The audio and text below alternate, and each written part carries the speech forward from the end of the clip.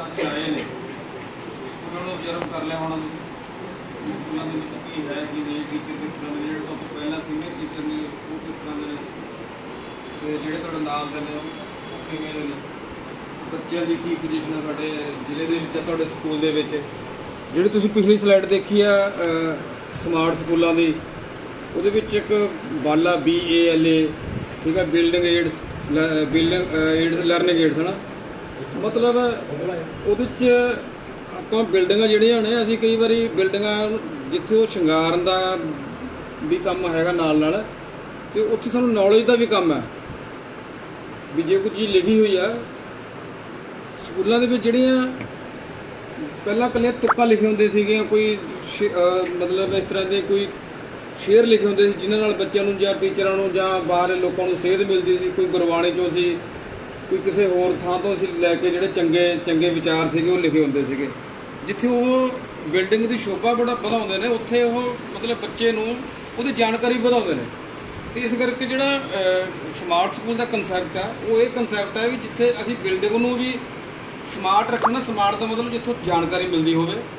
ਦੂਸਰੀ ਅੰਦਰ ਵੀ ਉਹਨੂੰ ਸਮਾਰਟ ਕਰਨਾ, ਉਹ ਅੰਦਰੋਂ ਜਿਹੜਾ ਸਮਾਰਟ ਆ, ਜਿਵੇਂ ਤੁਹਾਨੂੰ ਦੱਸਿਆ ਪਹਿਲਾਂ ਵੀ ਉੱਥੇ ਸਾਡੇ ਕੋਲ ਪ੍ਰੋਜੈਕਟਰ ਨੇ, ਤੁਸੀਂ ਵੀ ਆਪ ਹੀ ਸਮਾਰਟ ਹੋ। ਸਮਾਰਟ ਦਾ ਮਤਲਬ ਕੀ ਹੁੰਦਾ? ਸਮਾਰਟ ਦੀ ਡੈਫੀਨੇਸ਼ਨ ਕੀ ਹੈ ਵੈਸੇ?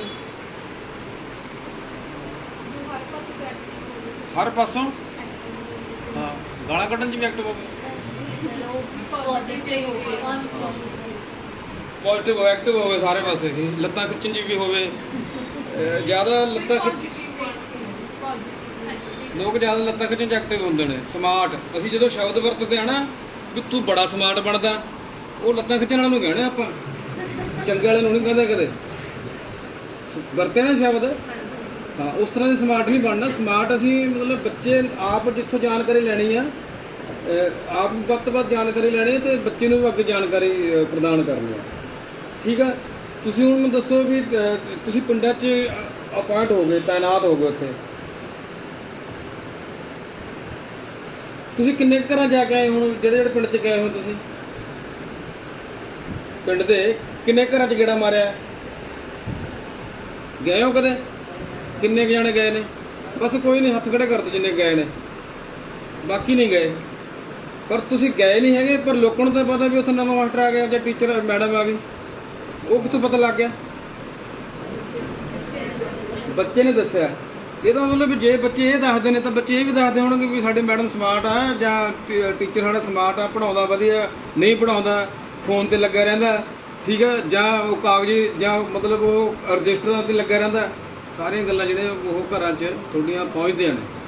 ਅਤੇ ਇਸ ਕਰਕੇ ਜਿੰਨੀ ਅਸੀਂ ਚੰਗੀ ਜਾਣਕਾਰੀ ਲੈ ਕੇ ਰੱਖਾਂਗੇ, ਉਨੀ ਹੀ ਸਾਡੀ ਜਾਣਕਾਰੀ ਲੋਕਾਂ ਤੱਕ ਪਹੁੰਚੂਗੀ।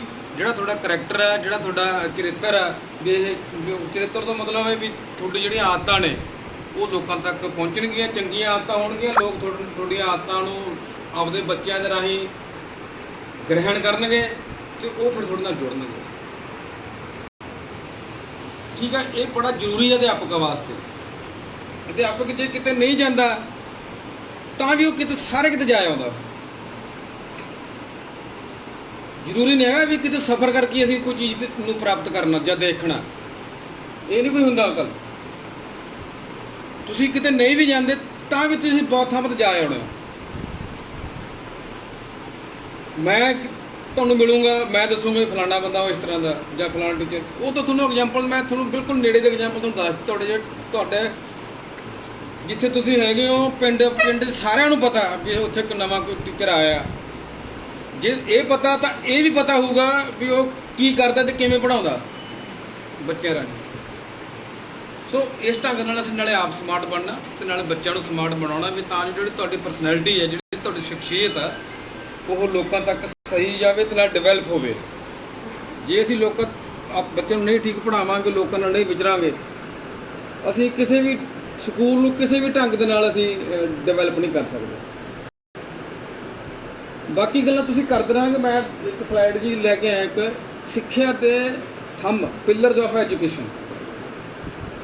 ਜਿਹੜੀ ਐਜੂਕੇਸ਼ਨ ਆ ਉਹਦਾ ਮੰਤਵ ਕੀ ਆ? ਅੱਡ ਜਿੰਨੇ ਵੀ ਤੁਸੀਂ ਨੈਟ ਦੇਖਦੇ ਹੋਵੋਗੇ ਜ਼ਰੂਰ, ਪੜ੍ਹੇ ਵੀ ਹੋਵੋਗੇ, ਇਹ ਕੋਈ ਗੱਲ ਨਹੀਂ ਹੈ ਕਿ ਮੈਂ ਤੁਹਾਨੂੰ ਨਵੀਂ ਗੱਲ ਦੱਸਣ ਲੱਗਿਆ। ਤੁਹਾਡੇ 'ਚ ਬਹੁਤ ਬੱਚੇ ਇੰਟੈਲੀਜੈਂਟ ਨੇ, ਮੈਨੂੰ ਪਤਾ ਲੱਗਿਆ।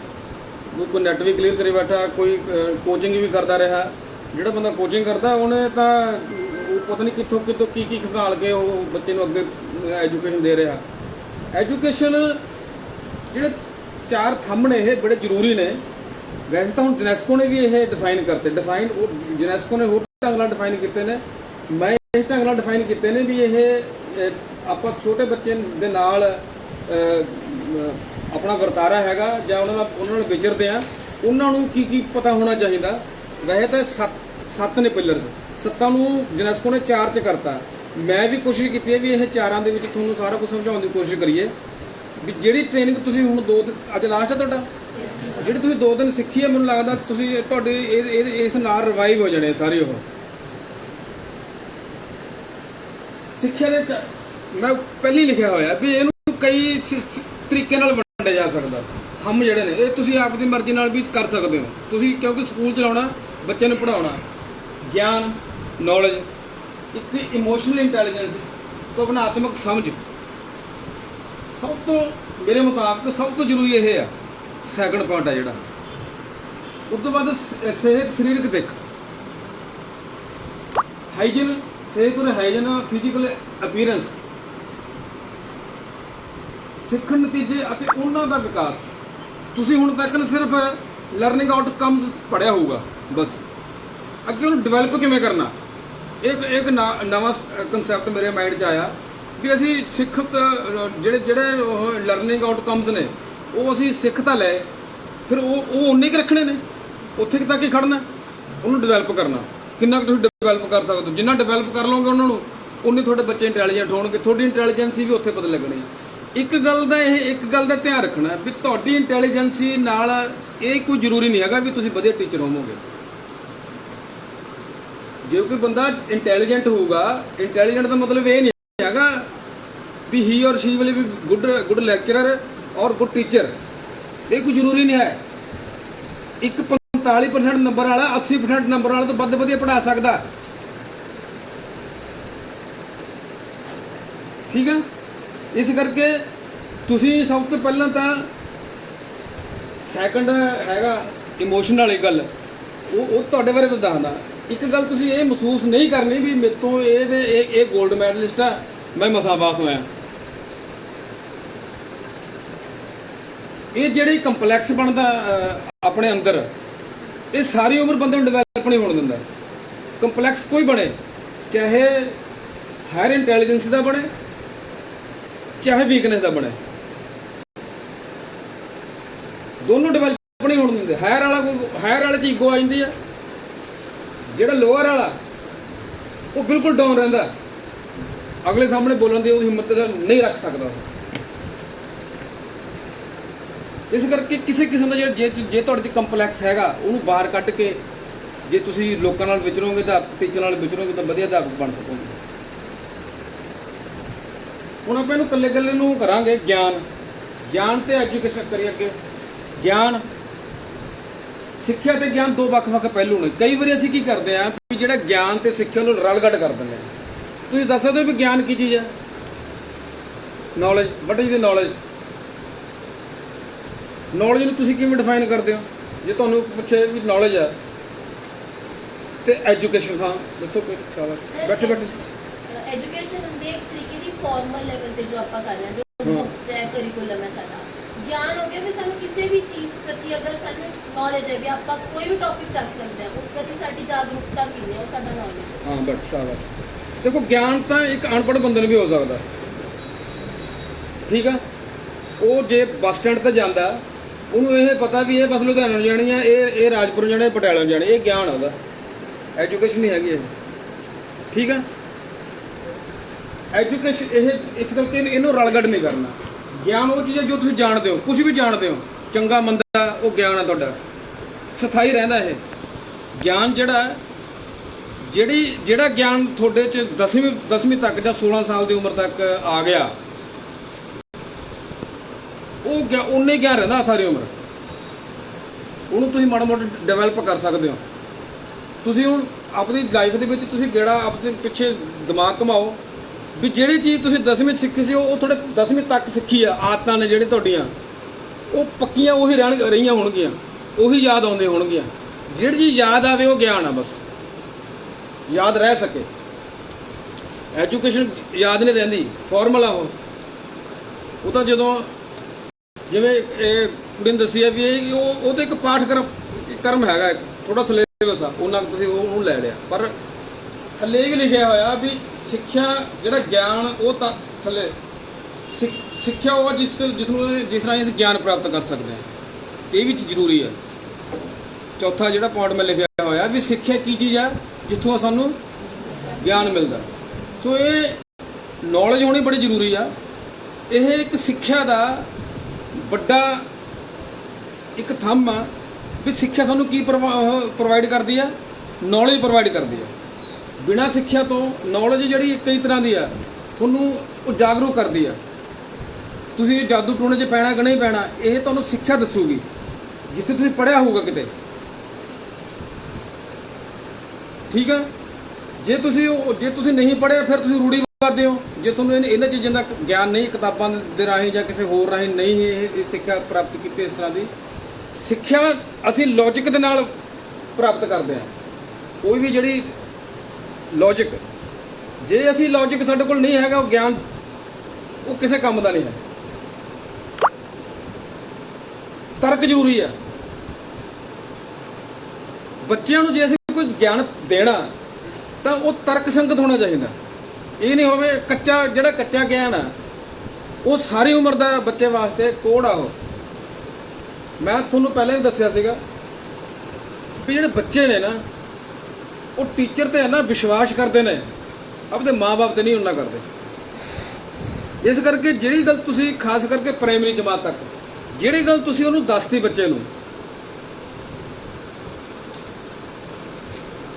ਉਹਦੇ ਵਾਸਤੇ ਇੱਕ ਤਰ੍ਹਾਂ ਦਾ ਰੱਬ ਦਾ ਹੁਕਮ ਆ ਬਸ। ਇਸ ਕਰਕੇ ਬੱਚੇ ਨੂੰ ਜੋ ਤੁਸੀਂ ਸਿਖਾਉਣਾ ਦੱਸਣਾ ਉਹ ਇਸ ਤਰ੍ਹਾਂ ਦਾ ਹੋਵੇ ਵੀ ਉਹਦੇ ਕੋਲ ਉਹ ਚਿਰ ਸਥਾਈ ਕੰਮ ਆਉਣ ਵਾਲਾ ਹੋਵੇ ਤੇ ਖੜਾ ਹੋਵੇ ਤੱਕ। ਇਹ ਗਿਆਨ ਬਾਰੇ ਹੈ ਬੜਾ ਕੁਝ। ਤੁਸੀਂ ਇਹ ਤਾਂ ਮੈਂ ਆਪਣੇ ਕੋਲ 4-5 ਪੁਆਇੰਟ ਲਿਖਣੇ ਵੀ ਚੱਲ ਤੁਹਾਡੇ ਨਾਲ ਗੱਲ ਕਰਨ ਦਾ ਢੰਗ ਕੱਢਿਆ ਹੋਇਆ ਇੱਕ ਇਹਨੂੰ ਤੁਸੀਂ ਨੈਟ ਤੇ ਦੇਖੋ, ਨੌਲੇਜ ਕਰਕੇ ਤੁਸੀਂ ਇਹਨੂੰ ਸਰਚ ਕਰ ਲਓ, ਬੜਾ ਕੁਝ ਨਿਕਲੇ ਹੋਊਗਾ ਵੀ ਨੌਲੇਜ ਦੇ ਕੋਟੇਸ਼ਨਾਂ ਵੀ ਪਈਆਂ ਹੋਣਗੀਆਂ ਉੱਥੇ, ਠੀਕ ਹੈ। ਡੈਫੀਨੇਸ਼ਨਾਂ ਵੀ ਅਲੱਗ-ਅਲੱਗ ਹੋਣਗੀਆਂ, ਕੋਈ ਇੱਕ ਡੈਫੀਨੇਸ਼ਨ ਨਹੀਂ ਹੁੰਦੀ ਕਿਸੇ ਚੀਜ਼ ਦੀ ਵੀ। ਕੋਈ ਵੀ ਜੇ ਕੋਈ ਚੀਜ਼ ਆ ਉਹਦੀ ਕੋਈ ਇੱਕ ਡੈਫੀਨੇਸ਼ਨ ਨਹੀਂ ਹੁੰਦੀ, ਹਰੇਕ ਨੇ ਆਪਣੇ ਢੰਗ ਦੇ ਨਾਲ ਉਹਨੂੰ ਡਿਫਾਈਨ ਕਰਨਾ ਹੁੰਦਾ। ਜਿਸ ਤਰ੍ਹਾਂ ਦਾ ਤੁਸੀਂ ਨੌਲੇਜ ਨੂੰ ਡਿਫਾਈਨ ਕਰੋਗੇ, ਜਿਹੜਾ ਇੱਕ ਧਾਰਮਿਕ ਆਗੂ ਆ ਉਹ ਆਪਦੇ ਹਿਸਾਬ ਨਾਲ ਕਰੂਗਾ, ਜਿਹੜਾ ਇੱਕ ਟੀਚਰ ਆ ਉਹ ਆਪਦੇ ਹਿਸਾਬ ਨਾਲ ਡਿਫਾਈਨ ਕਰੂਗਾ, ਜਿਹੜਾ ਇੱਕ ਕੋਈ ਮਤਲਬ ਜਿਹਨੇ ਕੋਈ ਤਰਕ ਦੇਣਾ, ਜਿਹੜਾ ਕੋਈ ਜਾਦੂਗਰ ਆ ਉਹਨੇ ਆਪਦੇ ਹਿਸਾਬ ਨਾਲ ਨੌਲੇਜ ਨੂੰ ਡਿਫਾਈਨ ਕਰਨਾ। ਹਰੇਕ ਦਾ ਜਿਹੜਾ ਨਜ਼ਰੀਏ ਦੇ ਨਾਲ ਉਹਨੂੰ ਡਿਫਾਈਨ ਕਰਨਾ। ਆਪਾਂ ਬੱਚੇ ਨੂੰ ਉਹ ਨਜ਼ਰੀਆ ਦੇਣਾ ਜਿਹੜੇ ਨਜ਼ਰੀਏ ਦੇ ਨਾਲ ਉਹਨਾਂ ਦੀ ਪਰਸਨੈਲਿਟੀ ਡਿਵੈਲਪ ਹੋ ਸਕੇ, ਅੱਗੇ ਜਾ ਕੇ ਉਹ ਕਿਸੇ ਕੰਮ ਦੇ ਮਤਲਬ ਕਿਸੇ ਕਿੱਤੇ ਦੇ ਯੋਗ ਬਣ ਸਕਣ। ਚਾਹੇ 5ਵੀਂ ਤੱਕ ਕਿੱਤਾ ਸੋਚਣਾ ਜਾਂ ਕਰਨਾ ਇੱਕ ਤਰ੍ਹਾਂ ਦੀ ਮਨਾਹੀ ਆ, ਪਰੰਤੂ ਉਹਦੇ ਮਾਈਂਡ ਦੇ ਵਿੱਚ ਉਹਦਾ ਮਾਈਂਡ ਡਿਵੈਲਪ ਅਸੀਂ ਇਸ ਤਰ੍ਹਾਂ ਕਰਨਾ ਕਿ ਉਹ ਸੋਚਣ ਲੱਗ ਜਾਵੇ ਕਿ ਮੈਂ ਅਧਿਆਪਕ ਬਣਾ। ਬਸ ਉਹ ਤਾਂ ਸੋਚੂਗਾ ਜੇ ਤੁਸੀਂ ਉਹਨੂੰ ਵਧੀਆ ਗਿਆਨ ਦੇ ਸਕੋਗੇ। ਹਰ ਕੋਈ ਇਹ ਕਹਿੰਦਾ ਹੁੰਦਾ, ਹਰ ਕਿਸੇ ਦੀ ਇਹ ਆ। ਅੱਗੇ ਆਪਾਂ ਭਾਵਨਾ ਦੀ ਗੱਲ ਕਰਾਂਗੇ। ਹਰ ਕਿਸੇ ਦੀ ਭਾਵਨਾ ਹੁੰਦੀ ਹੈ ਕਿ ਮੈਂ ਕਿਸੇ ਨੂੰ ਕੁਝ ਦੱਸ ਸਕਾਂ। ਜਦੋਂ ਅਸੀਂ ਛੋਟੇ ਹੁੰਦੇ ਸੀ, ਮੈਂ ਆਪਣੀ ਵੀ ਗੱਲ ਕਰਦਾ, ਅਸੀਂ ਸਕੂਲੋਂ ਆਉਣਾ, 4-5 ਜਣਿਆਂ ਨੇ ਇਕੱਠੇ ਹੋਣਾ, ਇੱਕ ਨੇ ਅਧਿਆਪਕ ਬਣ ਜਾਣਾ, ਬਾਕੀ ਨੇ ਜਵਾਬ ਬੱਚੇ ਬਣ ਜਾਣਾ, ਡੰਡਾ ਚੱਕ ਲੈਣਾ, ਪੜ੍ਹੋ ਜੋ ਟੀਚਰ ਨੇ ਕਰਾਇਆ ਹੁੰਦਾ। ਤੁਸੀਂ ਵੀ ਕੀਤਾ ਹੋਊਗਾ। ਇਹ ਭਾਵਨਾ ਮੰਨਦੀ ਹੈ, ਇਹ ਪੈਦਾ ਕਰਨੀ ਹੈ ਬੱਚਿਆਂ 'ਚ।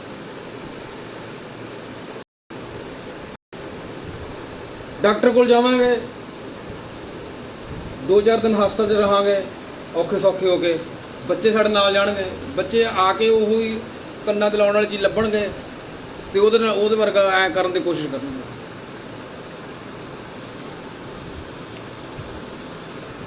ਸੋ ਗਿਆਨ ਇਸ ਢੰਗ ਦੇ ਨਾਲ ਦੇਣਾ ਬੱਚਿਆਂ ਨੂੰ ਵੀ ਤਾਂ ਜੋ ਉਹ ਅੱਗੇ ਜ਼ਿੰਦਗੀ ਦੇ ਵਿੱਚ, ਲਾਈਫ ਦੇ ਵਿੱਚ ਜਾਂ ਜਿੱਥੇ ਕਿਤੇ ਉਹਨਾਂ ਨੇ ਜਾਣਾ, ਉਹਨੂੰ ਉਹ ਚਿਰ ਸਥਾਈ ਰਹੇ।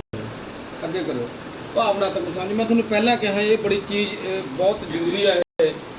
ਵੈਸੇ ਤਾਂ ਲਾਈਫ ਦੇ ਵਿੱਚ ਵੀ ਐਜੂਕੇਸ਼ਨ ਦਾ ਇੱਕ ਬਹੁਤ ਵੱਡਾ ਥੰਮ ਹੈ ਇਮੋਸ਼ਨਲ ਇੰਟੈਲੀਜੈਂਸ। ਇਹ ਮੈਂ ਤਿੰਨ ਚਾਰ ਅੱਡ-ਅੱਡ ਡੈਫੀਨੇਸ਼ਨ ਲਿਖੀਆਂ ਨੇ। ਵਿਦਿਆਰਥੀ ਦੀ ਇਹ ਤਾਂ ਉੱਪਰ ਲਿਖਿਆ, ਇਹ ਤੁਹਾਨੂੰ ਤੁਹਾਡੇ ਵਾਸਤੇ। ਉਹਦੀ ਸਮਝ ਨੂੰ ਅਸੀਂ ਵਧਾਉਣਾ, ਕੰਟਰੋਲ ਉਹਨੂੰ ਜਿੰਨਾ ਵੀ ਅਸੀਂ ਇਨਹਾਂਸ ਕਰ ਸਕਦੇ ਹੋਈਏ, ਉਹਦੀ ਐਕਸਪੈਂਸ਼ਨ ਕਰ ਸਕਦੇ ਹੋਈਏ, ਉਹ ਕਰਨੀ ਹੈ। ਵਿਦਿਆਰਥੀ ਨੂੰ ਆਪਣੀਆਂ ਅਤੇ ਦੂਜੇ ਦੇ ਭਾਵਨਾਵਾਂ ਸਮਝਣ ਦੇ ਲਈ ਤਿਆਰ ਕਰਨਾ। ਆਪਣੀ ਭਾਵਨਾਵਾਂ ਥੱਲੇ ਲਿਖਿਆ 4-5 ਵਾਰ। ਆਪਣੀਆਂ ਭਾਵਨਾਵਾਂ ਤੇ ਕਾਬੂ ਕਰਨ, ਇਹ ਡੈਫੀਨੇਸ਼ਨ ਹੈ। ਆਪਣੀਆਂ ਭਾਵਨਾਵਾਂ ਤੇ ਕਾਬੂ ਕਰਨ ਅਤੇ ਦੂਜਿਆਂ ਦੀਆਂ ਭਾਵਨਾਵਾਂ ਨੂੰ ਸਮਝ ਕੇ ਪਿਆਰ ਕਰਨ ਦੀ ਯੋਗਤਾ ਨੂੰ ਅਸੀਂ ਇਮੋਸ਼ਨਲ ਇੰਟੈਲੀਜੈਂਸ ਕਹਾਂਗੇ। ਜਿਹੜੀ ਮੇਰੀ ਕੋਈ ਭਾਵਨਾ ਹੈਗੀ ਆ, ਪਹਿਲਾਂ ਤਾਂ ਮੈਨੂੰ ਜੇ ਗੁੱਸਾ ਆਉਂਦਾ ਬਹੁਤ ਜ਼ਿਆਦਾ, ਠੀਕ ਆ, ਮੈਂ ਤੁਹਾਡੇ ਮੁਤਾਬਕ ਤੁਹਾਡੀਆਂ ਭਾਵਨਾਵਾਂ ਨੂੰ ਸਮਝ ਕੇ ਆਪਦੇ ਗੁੱਸੇ ਨੂੰ ਕੰਟਰੋਲ ਕਰੂੰਗਾ। ਜੇ ਮੇਰੇ 'ਚ ਇਹ ਪਾਵਰ ਹੈਗੀ ਹੈ ਕੰਟਰੋਲ ਕਰਨ ਦੀ, ਫਿਰ ਮੈਂ ਤੁਹਾਡੇ ਨਾਲ ਚੰਗਾ ਵਿਹਾਰ ਕਰ ਸਕੂੰਗਾ। ਜੇ ਨਹੀਂ ਹੈਗੀ, ਫਿਰ ਨਹੀਂ ਮੈਂ ਕਰ ਸਕਦਾ। ਜੇ ਅਸੀਂ ਇਹਨੂੰ ਧਾਰਮਿਕ ਲਹਿਜੇ ਕਹੀਏ, ਫਿਰ ਅਸੀਂ ਕਹਾਂਗੇ ਬਹੁਤ ਵੱਡੀ ਸਾਧਨਾ ਹੈ।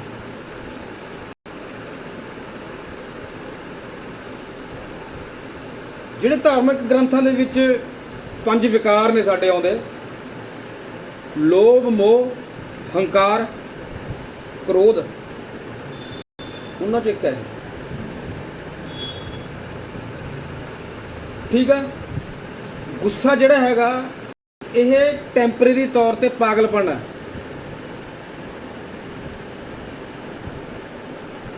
ਇਹਦੀ ਅਸਲੀ ਜੇ ਆਪਾਂ ਪਰਿਭਾਸ਼ਾ, ਗੁੱਸਾ ਜਿਹੜਾ ਹੈ ਇੱਕ ਥੋੜੇ ਸਮੇਂ ਦਾ ਪਾਗਲਪਨ ਹੈ। ਇਹ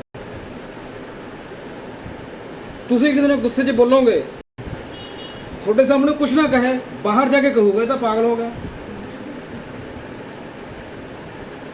ਕਹਿੰਦਾ। ਇਸ ਕਰਕੇ ਇਹਨੂੰ ਕਾਬੂ ਪਾਉਣਾ। ਬੱਚਿਆਂ 'ਚ ਵੀ ਹੁੰਦਾ ਹੈ, ਹਰੇਕ 'ਚ ਹੀ ਹੁੰਦਾ। ਦੁੱਧ ਚੁੰਗਦੇ ਬੱਚੇ 'ਚ ਵੀ ਹੋਊਗਾ। ਜੇ ਮਾਂ ਉਹਨੂੰ ਦੁੱਧ ਚੁੰਗਾਉਂਦੇ ਨੂੰ ਹਟਾ ਲੂਗੀ, ਉਹ ਅੱਡੀਆਂ ਰਗੜਨ ਲੱਗ ਜਾਂਦਾ, ਰੋਣ ਲੱਗ ਜਾਂਦਾ। ਗੁੱਸਾ ਉਹਦੇ 'ਚ ਕੁਦਰਤੀ 5 ਵਿਕਾਰ ਨੇ। ਗੁਰਬਾਣੀ ਕਹਿੰਦੀ ਹੈ ਵੀ ਜਿੰਨੇ ਵੀ ਵਿਕਾਰ ਨੇ 5 ਸਾਡੇ, ਇਹ ਅਲੱਗ ਉਹਨਾਂ ਨੇ ਡਿਫਾਈਨ ਕੀਤੇ ਹੋਏ ਨੇ ਗੁਰੂਆਂ ਨੇ। ਇਹ ਵੀ ਕ੍ਰੋਧ ਕਿਸੇ 'ਚ ਹੈ, ਲੋਭ ਕਿਸੇ 'ਚ ਹੈ, ਠੀਕ ਹੈ, ਹੰਕਾਰ ਕਿਸੇ 'ਚ ਹੈ, ਕ੍ਰੋਧ ਕਿਸੇ 'ਚ ਹੈ। ਸਾਰੇ ਜਿੰਨੇ ਜਾਨਵਰ, ਸਾਰੇ ਜਾਨਵਰਾਂ 'ਚ ਇੱਕ ਮਨੁੱਖ ਜਾਨਵਰ ਆ ਜਿਹ 'ਚ ਸਾਰੇ ਨੇ।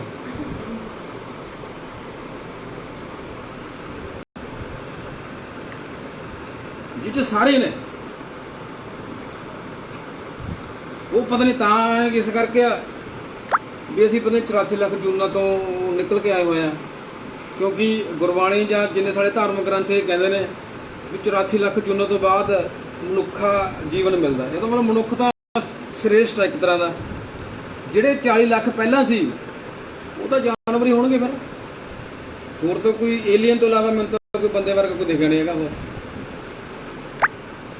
ਠੀਕ ਆ। ਇਹ ਤਾਂ ਜਿਹੜੇ 40 ਲੱਖ ਸਾਲ ਪਹਿਲਾਂ, ਜੇ ਆਪਾਂ ਇਹ ਮੰਨੀਏ ਵੀ ਆਤਮਾ ਉਹੀ ਆਤਮਾ ਮਰਦੀ ਨਹੀਂ ਹੈਗੀ, ਉਹੀ ਆਤਮਾ। ਜਿਵੇਂ ਪਹਿਲਾਂ ਘੋੜਾ ਸੀ, ਘੋੜੇ ਵਾਲੀ ਆਤਮਾ ਵੀ ਉਹੀ ਹੈ, ਅੰਮ੍ਰਿਤ ਵਾਲੀ ਆਤਮਾ ਵੀ ਉਹੀ ਹੈ। ਫਿਰ ਆਤਮਾ ਤਾਂ ਜੇ ਆਤਮਾ ਉਹੀ ਹੈ ਤਾਂ ਫਿਰ ਘੋੜੇ ਵਾਲੀ ਆਤਮਾ ਮੇਰੇ 'ਚ ਕਿੱਥੋਂ ਜਾਣਗੀਆਂ?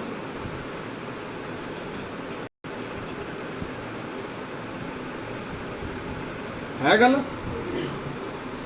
ਜੇ ਅਸੀਂ ਹੁਣ ਤੁਸੀਂ ਆਪਾਂ ਸਾਰੇ ਇਹ ਬੈਠੇ ਆ 84 ਲੱਖ ਜੂਨਾਂ ਵਾਲੀ ਗੱਲ ਮੰਨ ਕੇ ਚੱਲਦੇ ਆ ਵੀ ਅਸੀਂ ਪਹਿਲਾਂ ਕੋਈ ਨਾ ਕੋਈ ਜਾਨਵਰ ਸੀਗੇ। ਜਿਹੜੀ ਜਾਨਵਰਾਂ ਦੀ ਆਦਤਾਂ, ਉਹ ਤਾਂ 84 ਲੱਖ ਦੀ ਗੱਲ ਕਰ ਰਹੇ ਹਾਂ। ਇੰਨੇ ਜਾਨਵਰਾਂ ਦੀ ਆਤਮਾ 'ਚੋਂ ਅਸੀਂ ਘੁੰਮ ਕੇ ਆਏ ਆ। ਫਿਰ ਉਹ ਆਤਮਾਵਾਂ ਦੀਆਂ ਆਦਤਾਂ ਬਣੀਆਂ ਹੋਈਆਂ ਨੇ, ਉਹ ਮਨੁੱਖਾ ਜੀਵਨ ਦੇ ਵਿੱਚ ਆ ਕੇ ਕਿਵੇਂ ਸੁਧਰਨਗੀਆਂ? ਉਹ ਤਾਂ ਰਹਿਣਗੀਆਂ ਅੰਦਰ ਹੀ। ਮਨੁੱਖ ਦੇ ਵਿੱਚ ਸਿਰਫ ਇੱਕ ਕਪੈਸਿਟੀ ਹੈ ਵੀ ਉਹਨੂੰ ਕੰਟਰੋਲ ਕਰ ਸਕਦਾ, ਕਾਬੂ ਕਰ ਸਕਦਾ, ਆਪਣੇ ਦਿਮਾਗ ਦੇ ਮੁਤਾਬਕ ਕੰਮ ਕਰ ਸਕਦਾ। ਦੂਜੇ ਦੇ ਖੁਸ਼ੀ ਗਮੀ 'ਚ ਸ਼ਾਮਲ ਹੋਣਾ ਇਹ ਬੜੀ ਜ਼ਰੂਰੀ ਹੈ। ਬੱਚਿਆਂ ਨੂੰ ਇਹ ਗੱਲ ਦੱਸਣੀ ਹੈ। ਕਿਸੇ ਦਾ ਛੋਟਾ ਬੱਚਾ, ਹੁਣ ਮੈਂ ਗੁੱਸੇ ਦੀ ਗੱਲ ਕਰਨ ਲੱਗਿਆ ਸੀਗਾ। ਮੰਨ ਲਓ ਕੋਈ ਬੱਚਾ, ਆਪਾਂ ਨੂੰ ਨਹੀਂ ਪਤਾ ਸਵੇਰੇ ਉਹ ਕਦੋਂ ਕਿਹੜੀਆਂ ਹਾਲਾਤ ਸਾਡੇ ਕੋਲ ਆਇਆ।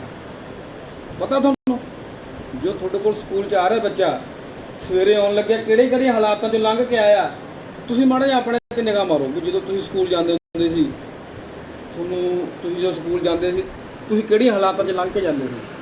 ਜਦੋਂ ਪਹਿਲੇ ਵਾਰ ਸਕੂਲ ਲੱਗੇ ਉਹ ਤੱਕੜੀ ਸਿੱਖ ਲੈ ਕੇ ਜਾਂਦੇ ਹੁੰਦੇ ਸੀ ਵੀ ਆਇਆ ਜਾ ਤਿਆਰ ਹੋ ਜਾ ਹੋ ਜਾ, ਧੱਕੇ ਨਾਲ। ਜੇ ਤੁਸੀਂ ਰਿਕਸ਼ੇ ਤੇ ਧੱਕੇ ਨਾਲ ਰਿਕਸ਼ੇ ਤੇ ਬਿਠਾਉਣਾ, ਜੇ ਤੁਹਾਨੂੰ ਕੋਈ ਸਾਈਕਲ ਤੇ ਛੱਡ ਕੇ ਆਉਂਦਾ ਧੱਕੇ ਨਾਲ ਸਾਈਕਲ ਤੇ ਬਿਠਾਉਣਾ, ਜੇ ਤੁਹਾਨੂੰ ਉਹ ਥੋੜੀ ਬਾਂਹ ਫੜ ਕੇ ਲੈ ਕੇ ਜਾਣਾ ਤਾਂ ਧੱਕੇ ਨਾਲ ਖਿੱਚ ਘੜੀਸ ਕੇ ਲੈ ਕੇ ਜਾਣਾ। ਇਸ ਹਾਲਾਤਾਂ ਦੇ ਵਿੱਚ ਬੱਚਾ ਸਕੂਲ 'ਚ ਆਉਂਦਾ, ਕੀ ਉਹ ਆਉਂਦਾ ਪੜ੍ਹ ਸਕਦਾ? ਅਸੀਂ ਆਉਂਦੇ ਕਹਿੰਦੇ ਕੱਢ ਕਾਪੀ, ਜਿਹੜਾ ਕੱਲ ਸੁਣਾਇਆ ਸੀ ਦਿਖਾ ਕਿੱਥੇ ਹੈ?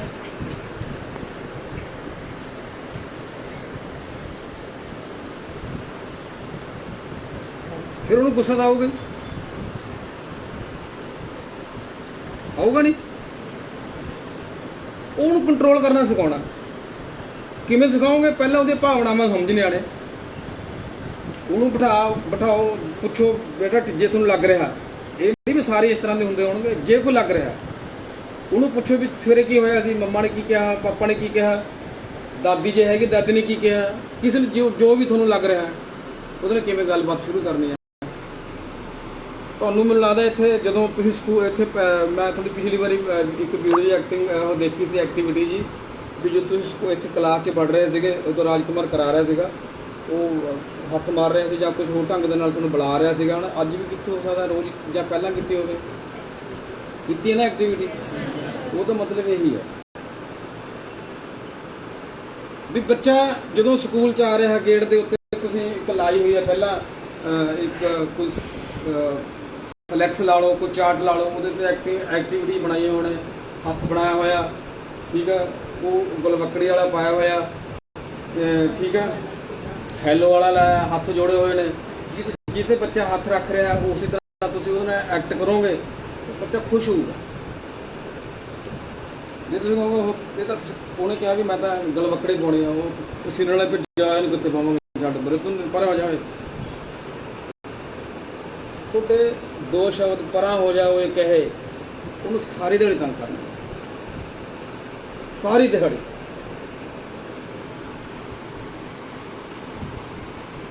ਇਹ ਭਾਵਨਾ ਬਣੇਗੀ, ਇਹਨਾਂ ਨੂੰ ਸਮਝਣਾ। ਜੇ ਤੁਸੀਂ ਸਮਝੋਗੇ ਤਾਂ ਬੱਚੇ ਆਪਣਾ ਵੀ ਸਮਝਣਗੇ। ਜਿਵੇਂ ਤੁਹਾਨੂੰ ਪਹਿਲਾਂ ਕਿਹਾ ਵੀ ਉਹ ਜਦੋਂ ਤੁਸੀਂ ਗਏ ਨਹੀਂ ਹੈਗੇ ਤੁਹਾਡੇ ਬਾਰੇ ਫਿਰ ਵੀ ਸਾਰਿਆਂ ਨੂੰ ਪਤਾ, ਉਹ ਇਹ ਵੀ ਦੱਸਣਗੇ ਜਾ ਕੇ ਵੀ ਸਰ ਨੇ ਅੱਜ ਮੈਨੂੰ ਗਲਵੱਕੜੀ ਪਾਈ, ਮੈਡਮ ਨੇ ਮੇਰਾ ਮੱਥਾ ਚੁੰਮਿਆ, ਸਰ ਨੇ ਮੇਰੇ ਨਾਲ ਹੱਥ ਮਿਲਾਇਆ, ਦੱਸਣਗੇ। ਜਦੋਂ ਇਹ ਚੀਜ਼ ਦੱਸੂਗਾ ਉਹਦਾ ਘਰੇ ਜਾ ਕੇ ਚਿਹਰਾ ਕਿਹਾ ਜਾਊਗਾ। ਜੇ ਕਹੂਗਾ ਮੈਡਮ ਨੇ ਮੈਨੂੰ ਝਿੜਕਿਆ ਜਾਂ ਸਰ ਨੇ ਮੈਨੂੰ ਹੱਥ ਦਿਖਾਇਆ, ਥੱਪੜ ਮਾਰਿਆ ਜਾਂ ਡੰਡਾ ਚੱਕਿਆ, ਉਹ ਵੀ ਦੱਸੂਗਾ। ਇਹ ਦੋਨੋਂ ਗੱਲਾਂ ਦੱਸਣ ਲੱਗੇ, ਉਹਦੀਆਂ ਭਾਵਨਾਵਾਂ ਕਿਹਾ ਜਾਣਗੇ ਘਰੇ ਜਾ ਕੇ।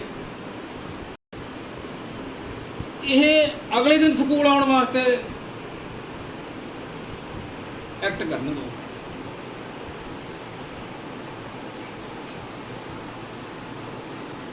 ਜੇ ਤੁਸੀਂ ਅਗਲੇ ਦਿਨ ਬੱਚੇ ਨੂੰ ਸਕੂਲ ਬੁਲਾਉਣਾ ਚਾਹੁੰਦੇ ਹੋ ਫਿਰ ਸਾਨੂੰ ਬੱਚੇ ਨਾਲ ਉਸ ਤਰ੍ਹਾਂ ਦੇ ਐਕਟ ਹੀ ਕਰਨਾ ਪਊਗਾ ਤਾਂ ਜੋ ਅਗਲੇ ਦਿਨ ਖੁਸ਼ ਹੋ ਕੇ ਸਕੂਲ ਜਾਣ। ਕੁਝ ਦੀ ਖੁਸ਼ੀ ਕਮੇ ਇਹ ਬੜਾ ਹੈਗਾ ਵੀ ਇਹ ਦੋ ਸ਼ਬਦ ਨੇ। ਵੈਸੇ ਤਾਂ ਲਿਖਣ ਨੂੰ ਤਾਂ ਬਹੁਤ ਥੋੜੀ ਲੱਗਿਆ ਹੋਊਗਾ ਟਾਈਮ ਇਹਨੂੰ ਮੈਨੂੰ। ਦੂਜੇ ਦੀ ਖੁਸ਼ੀ ਸ਼ਾਮਲ ਹੋਣਾ ਕਿੰਨੇ ਖੁੱਲੇ ਆ ਸ਼ਾਮਲ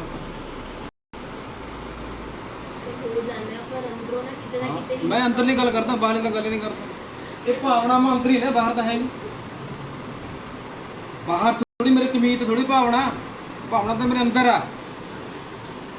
ਅੰਤਰ ਮਨ ਮੇਰਾ ਕੀ ਕਹਿ ਰਿਹਾ। ਜਦ ਤੱਕ ਅਸੀਂ ਬੱਚੇ ਦੇ ਮਨ ਤੱਕ ਨਹੀਂ ਪਹੁੰਚਦੇ ਉਨੀ ਦੇਰ ਤੱਕ ਉਹਨੂੰ ਪੜ੍ਹਾਇਆ ਨਹੀਂ ਜਾ ਸਕਦਾ।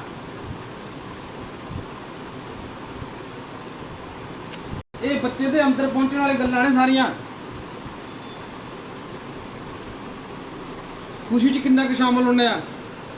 ਕਾਰਡ ਦੇ ਗਿਆ ਵਿਆਹ ਦਾ ਕੋਈ, ਚੱਲੀਏ, ਇਹ ਤਾਂ ਤੁਹਾਡਾ ਨਾਲ ਲਿਖਿਆ, ਮੇਰੇ ਤੋਂ ਲਿਖੇ ਨਹੀਂ ਹੈਗਾ।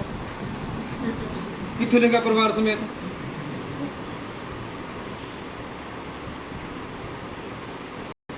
ਕੋਈ ਫੇਰ ਜਦੋਂ ਤੁਸੀਂ ਕਿਸੇ ਨੂੰ ਕਾਰਡ ਦੇ ਕੇ ਤੁਸੀਂ ਕਿਹੜਾ ਇਕੱਲੇ ਇਕੱਲੇ ਦੇ ਕੇ ਆਉਣੇ? ਜਿਹਨੇ ਜੇ ਪਰਿਵਾਰ ਦੇ 8 ਮੈਂਬਰ ਨੇ 8 ਕੱਢਦੇ ਕਿਉਂ ਨੇ?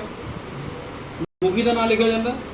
ਇਹਦਾ ਮਤਲਬ ਹੈ ਅਸੀਂ ਜੇ ਮੁਖੀ ਦਾ ਨਾਮ ਲਿਖਿਆ ਹੋਇਆ ਘਰ ਦੇ ਦਾ, ਇਹਦਾ ਮਤਲਬ ਅਸੀਂ ਅੰਦਰੋਂ ਉਹਨੂੰ ਮੁਖੀ ਨਹੀਂ ਮੰਨਦੇ।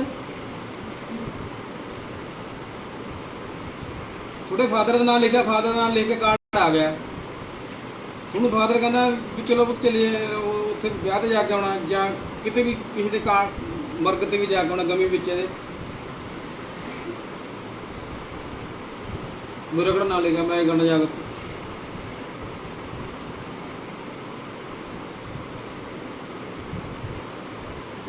ਕਹਿਣਾ ਹੀ ਸੌਖਾ ਹੈ ਵੀ ਦੂਜੇ ਦੀ ਖੁਸ਼ੀ 'ਚ ਤੁਸੀਂ ਅੰਦਰੋਂ, ਹੁਣ ਆਪ ਹੀ ਕੁੜੀ ਨੇ ਕਹਿਦਾ ਵੀ ਅੰਦਰੋਂ ਤਾਂ ਕੋਈ ਹੁੰਦੇ ਨਹੀਂ ਹੈਗਾ, ਬਸ ਉੱਥੇ ਦੇਖ ਲਾਂਗੇ ਵੀ ਜਾ ਕੇ। ਪਹਿਲਾਂ ਤਾਂ ਜਾਣ ਸਰ ਜਿੰਨੇ ਵੀ ਸਟਾਰ ਨੇ ਉਹਨਾਂ ਦਾ ਨਿਗਾਹ ਚੱਲਦੀ ਹੈ ਵੀ ਕੀ ਚੱਲਦਾ, ਖੁਸ਼ੀ ਤਾਂ ਹੁੰਦੇ ਨਹੀਂ ਅਗਲੇ ਉਹਦੇ 'ਚ। ਹੁਣ ਇੱਕ ਐਡ ਜੀ ਆਉਣ ਲੱਗ ਗਈ ਬਿਸਕੁਟਾਂ ਦੀ, ਆਉਂਦੀ ਆ ਪਤਾ ਨਹੀਂ ਕਿਹੜੇ ਬਿਸਕੁਟ ਨੇ, ਉਹ ਦੱਸਦੇ ਵੀ ਇੱਥੇ ਉਹ ਦੇਖ ਲਿਓ। ਹੁਣ ਧਿਆਨ ਮੈਨੂੰ ਇਹ ਨਹੀਂ ਪਤਾ ਵੀ ਕਿਹੜੇ ਬਿਸਕੁਟ ਨੇ, ਮੈਂ ਦੇਖਦਾ ਡੇਲੀ ਵੈਸੇ ਹੁਣ ਜਦੋਂ ਕੋਈ ਨਾਟਕ ਵਗੈਰਾ ਚੱਲਦਾ ਹੁੰਦਾ ਹਰੇਕ ਚੈਨਲ ਤੇ ਆਉਂਦੀ ਹੈ ਬਿਸਕੁਟਾਂ ਦੇ। ਹੁਣ ਮੈਨੂੰ ਬਿਸਕੁਟ ਨਾਂ ਨਹੀਂ ਪਤਾ। ਹੱਸੇ ਨਹੀਂ ਹੱਸੇ, ਜਦੋਂ ਕਹਿੰਦੇ ਵੀ ਅਸਲੀ ਖੁਸ਼ੀ ਤਾਂ ਜਦੋਂ ਬਿਸਕੁਟ ਖਵਾਉਂਦੇ, ਕਹਿੰਦਾ ਅਸਲੀ ਖੁਸ਼ੀ ਤਾਂ ਇਹ ਹੈ। ਉਹ ਸਾਰੀਆਂ ਖੁਸ਼ੀਆਂ ਦੱਸ ਰਿਹਾ ਵੀ ਇਹ ਆਹ ਇਹਨੇ ਆਹ ਕੀਤਾ ਹੋਇਆ, ਇਹਨੇ ਆਹ ਕੀਤਾ ਹੋਇਆ, ਇਹਨੇ ਆਹ ਕੀਤਾ ਹੋਇਆ, ਉੱਥੇ ਨਹੀਂ ਮਾਂ ਜੇ ਅੱਛਾ ਨਹੀਂ ਕਰਕੇ ਗੱਲ। ਅੰਦਰੋਂ ਖੁਸ਼ ਤਾਂ ਜਦੋਂ ਉਹਨੂੰ ਬਿਸਕੁਟ ਮਿਲਦਾ ਉਦੋਂ ਹੁੰਦਾ। ਜਿਹੜੀ ਅੰਦਰਲੀ ਖੁਸ਼ੀ ਹੈ ਉਹ ਤੁਹਾਡੇ ਤੇ ਮੱਲੋ ਮੱਲੀ ਤੁਹਾਡੇ ਬੁੱਲਾਂ ਤੇ ਮੁਸਕਰਾਹਟ ਲਿਆਉਂਦੀ ਹੈ।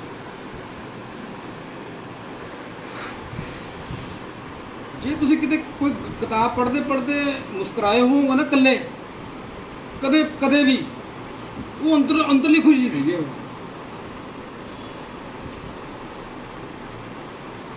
ਜੇ ਅਸੀਂ ਬੱਚੇ ਦੇ ਵਿੱਚ ਇਹ ਭਾਵਨਾ ਹੁਣ ਪਾ ਦਾਂਗੇ ਨਾ ਪ੍ਰਾਇਮਰੀ ਦੇ ਵਿੱਚ,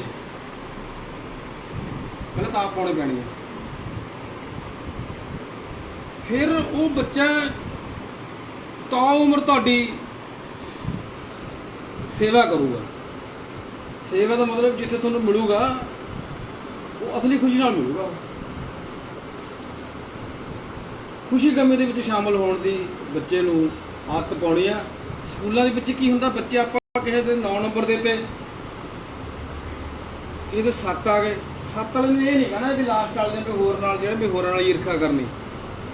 ਇਹ ਈਰਖਾ ਕਰਨੀ ਵੀ ਉਹਦੇ ਉਲਟੀ ਇੱਕ ਤਰ੍ਹਾਂ ਦਾ ਈਰਖਾ ਕੀ ਆ ਵੀ ਉਹਦੇ ਇੰਨੇ ਨੰਬਰ ਕਿਵੇਂ ਆ ਗਏ। ਅਸਲ 'ਚ ਪ੍ਰੋਫੈਸਰ ਡਾਕਟਰ ਨਰਿੰਦਰ ਕਪੂਰ ਜੇ ਕਿਸੇ ਨੇ ਪੜ੍ਹੇ ਹੋਣਗੇ, ਠੀਕ ਆ, ਉਹ ਇੱਕ ਥਾਂ ਤੇ ਇਹ ਕਹਿੰਦੇ ਨੇ ਵੀ ਜਿਹੜੀ ਈਰਖਾ ਜਾਂ ਨਫ਼ਰਤ ਹੈ ਉਹ ਸਾਨੂੰ ਦੂਜੇ ਦੇ ਗੁਣਾਂ ਕਰਕੇ ਹੁੰਦੀ ਆ, ਆਪਦੇ ਔਗੁਣਾਂ ਕਰਕੇ ਨਹੀਂ ਹੈਗੀ, ਦੂਜੇ ਦੇ ਗੁਣ।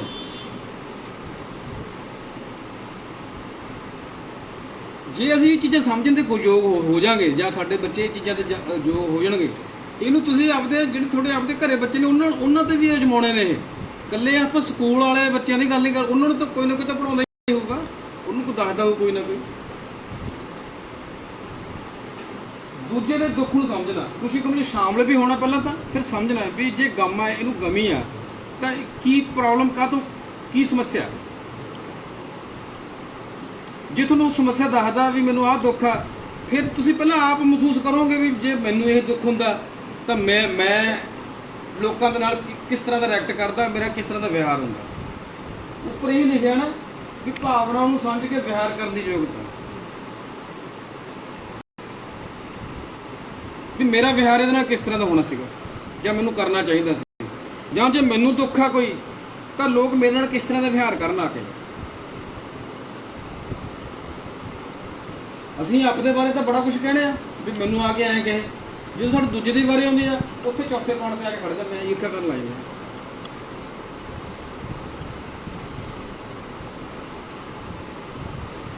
ਸੋ ਐਜੂਕੇਸ਼ਨ ਦੇ ਵਿੱਚ ਜਿਹੜਾ ਇਹ ਆ ਇੰਟੈਲੀਜੈਂਸੀ, ਇਮੋਸ਼ਨਲ ਇੰਟੈਲੀਜੈਂਸੀ,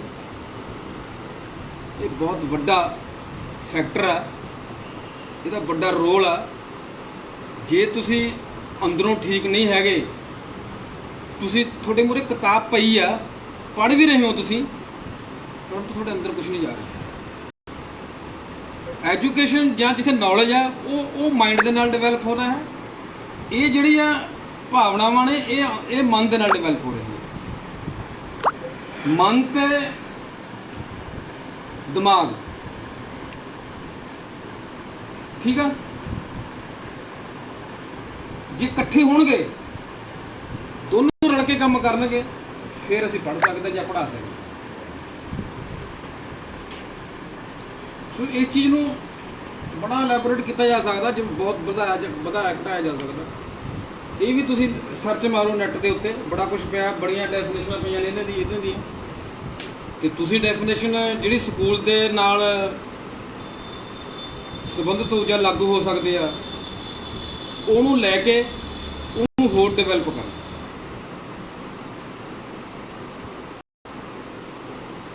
ਅੱਗੇ ਵਧੋ।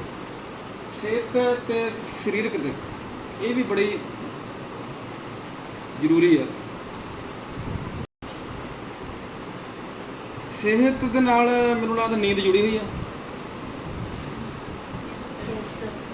ਫਿਰ ਕਈ ਮੇਰੇ ਤੋਂ ਪਹਿਲੇ ਦੇ ਲੈਕਚਰ 'ਚ ਵੀ, ਮੇਰੇ ਤੋਂ ਬਾਅਦ ਵਾਲੇ 'ਚ ਵੀ, ਹੁਣ ਵੀ ਆਵਾਸੀਆਂ ਲੈ ਰਹੇ ਨੇ, ਉਹਨੂੰ ਨੀਂਦ ਆ ਰਹੀ ਆ। ਕੀ ਮੈਂ ਉਹਨਾਂ ਨੂੰ ਆਪਣੀ ਗੱਲ ਦੱਸ ਪਾ ਰਿਹਾ?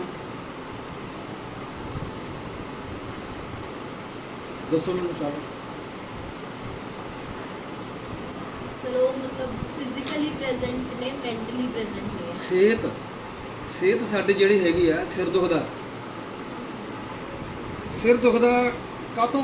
ਰਾਤ ਨੀਂਦ ਨਹੀਂ ਆਈ।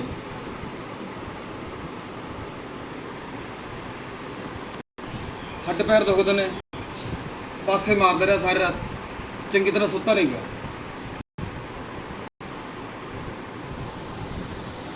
ਨੀਂਦ ਵੀ ਸਿਹਤ ਲਈ ਜ਼ਰੂਰੀ ਆ, ਪਰ ਨੀਂਦ ਦਾ ਜੇ ਤੁਹਾਡੀ ਅੱਖ ਖੁੱਲ ਗਈ, ਤੁਸੀਂ ਮੰਜੇ ਤੇ ਪਏ ਹੋ, ਉਹ ਤੁਹਾਨੂੰ ਸਰੀਰਕ ਆਰਾਮ ਨਹੀਂ ਦਿੰਦੀ, ਉਲਟਾ ਤੁਹਾਡਾ ਸਰੀਰ ਦੁਖਣ ਲਾਉਂਦੀ ਆ। ਬਿਨਾਂ ਗੱਲ ਤੋਂ ਪੈ ਰਹਿਣਾ ਵੀ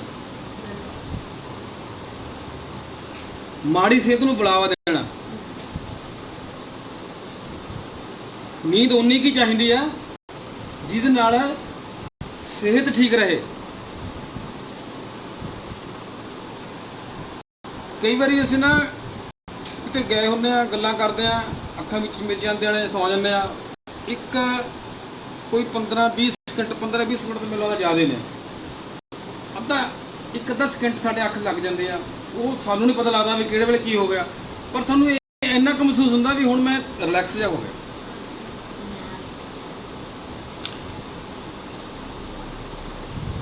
ਸਿਹਤ ਇਸ ਕਰਕੇ ਜ਼ਰੂਰੀ ਹੈ। ਬੱਚੇ ਨੂੰ ਸਿਹਤ ਪ੍ਰਤੀ ਜਾਗਰੂਕ ਕਰਨਾ, ਪਹਿਲਾਂ ਤਾਂ ਇਹੀ ਦੱਸਣਾ ਵੀ ਤੁਸੀਂ ਸੌਣਾ ਕਿੰਨਾ ਕੁ, ਕਦੋਂ ਸੌਣਾ, ਕਦੋਂ ਉੱਠਣਾ। ਤੁਹਾਡੀ ਸਿਹਤ, ਮੋਟਾਪਾ, ਪਤਲੇ ਹੋਣਾ, ਇਹ ਤੁਹਾਡੀ ਸਿਹਤ 'ਤੇ ਵੀ ਡਿਪੈਂਡ ਕਰਦਾ। ਤੁਸੀਂ ਕਿੰਨਾ ਕੁ ਚਿਰ ਸੌਂਦੇ ਹੋ, ਬਿਨਾਂ ਗੱਲ ਤੋਂ ਸੁੱਤੇ ਰਹਿਣਾ।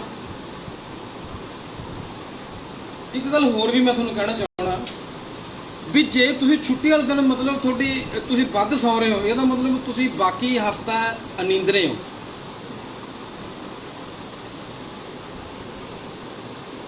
ਜੇ ਸੌਂ ਰਹੇ ਹੋ, ਜੇ ਅਸੀਂ ਕਹਿ ਰਹੇ ਚਲੋ ਛੁੱਟੀ ਯਾਰ ਜੀ, ਕੋਈ ਠਹਿਰ ਕੇ ਉੱਠਦਾ ਕੋਈ, ਇਹਦਾ ਮਤਲਬ ਜੇ ਤੁਹਾਨੂੰ ਅਸਲ 'ਚ ਨੀਂਦ ਆ ਰਹੀ ਹੈ ਉੱਥੇ, ਜੇ ਉਹੀ ਪਿਆ, ਫਿਰ ਤਾਂ ਤੁਸੀਂ ਆਪਣੇ ਸਰੀਰ ਨੂੰ ਥਕਾਵਟ ਵੱਲ ਲਿਜਾ ਰਹੇ ਹੋ। ਜੇ ਤੁਸੀਂ ਬਿਨਾਂ ਗੱਲ ਤੋਂ ਪਏ ਹੋ, ਜੇ ਤੁਹਾਨੂੰ ਲੱਗ ਰਿਹਾ ਵੀ ਨੀਂਦ ਆ ਰਹੀ ਹੈ, ਨਹੀਂ ਵੀ ਹੁਣ ਨਹੀਂ ਮੈਂ ਤੋਂ ਉੱਠਿਆ ਜਾਣਾ, ਫਿਰ ਕਿਤੇ ਇਹ ਮਹਿਸੂਸ ਕਰਨਾ ਵੀ ਜਿਹੜੀ ਤੁਹਾਡੀ ਹਫ਼ਤੇ ਭਰ ਦੀ ਨੀਂਦ ਆ ਉਹ ਕਿਤੇ ਪੂਰੀ ਨਹੀਂ ਹੋਈ।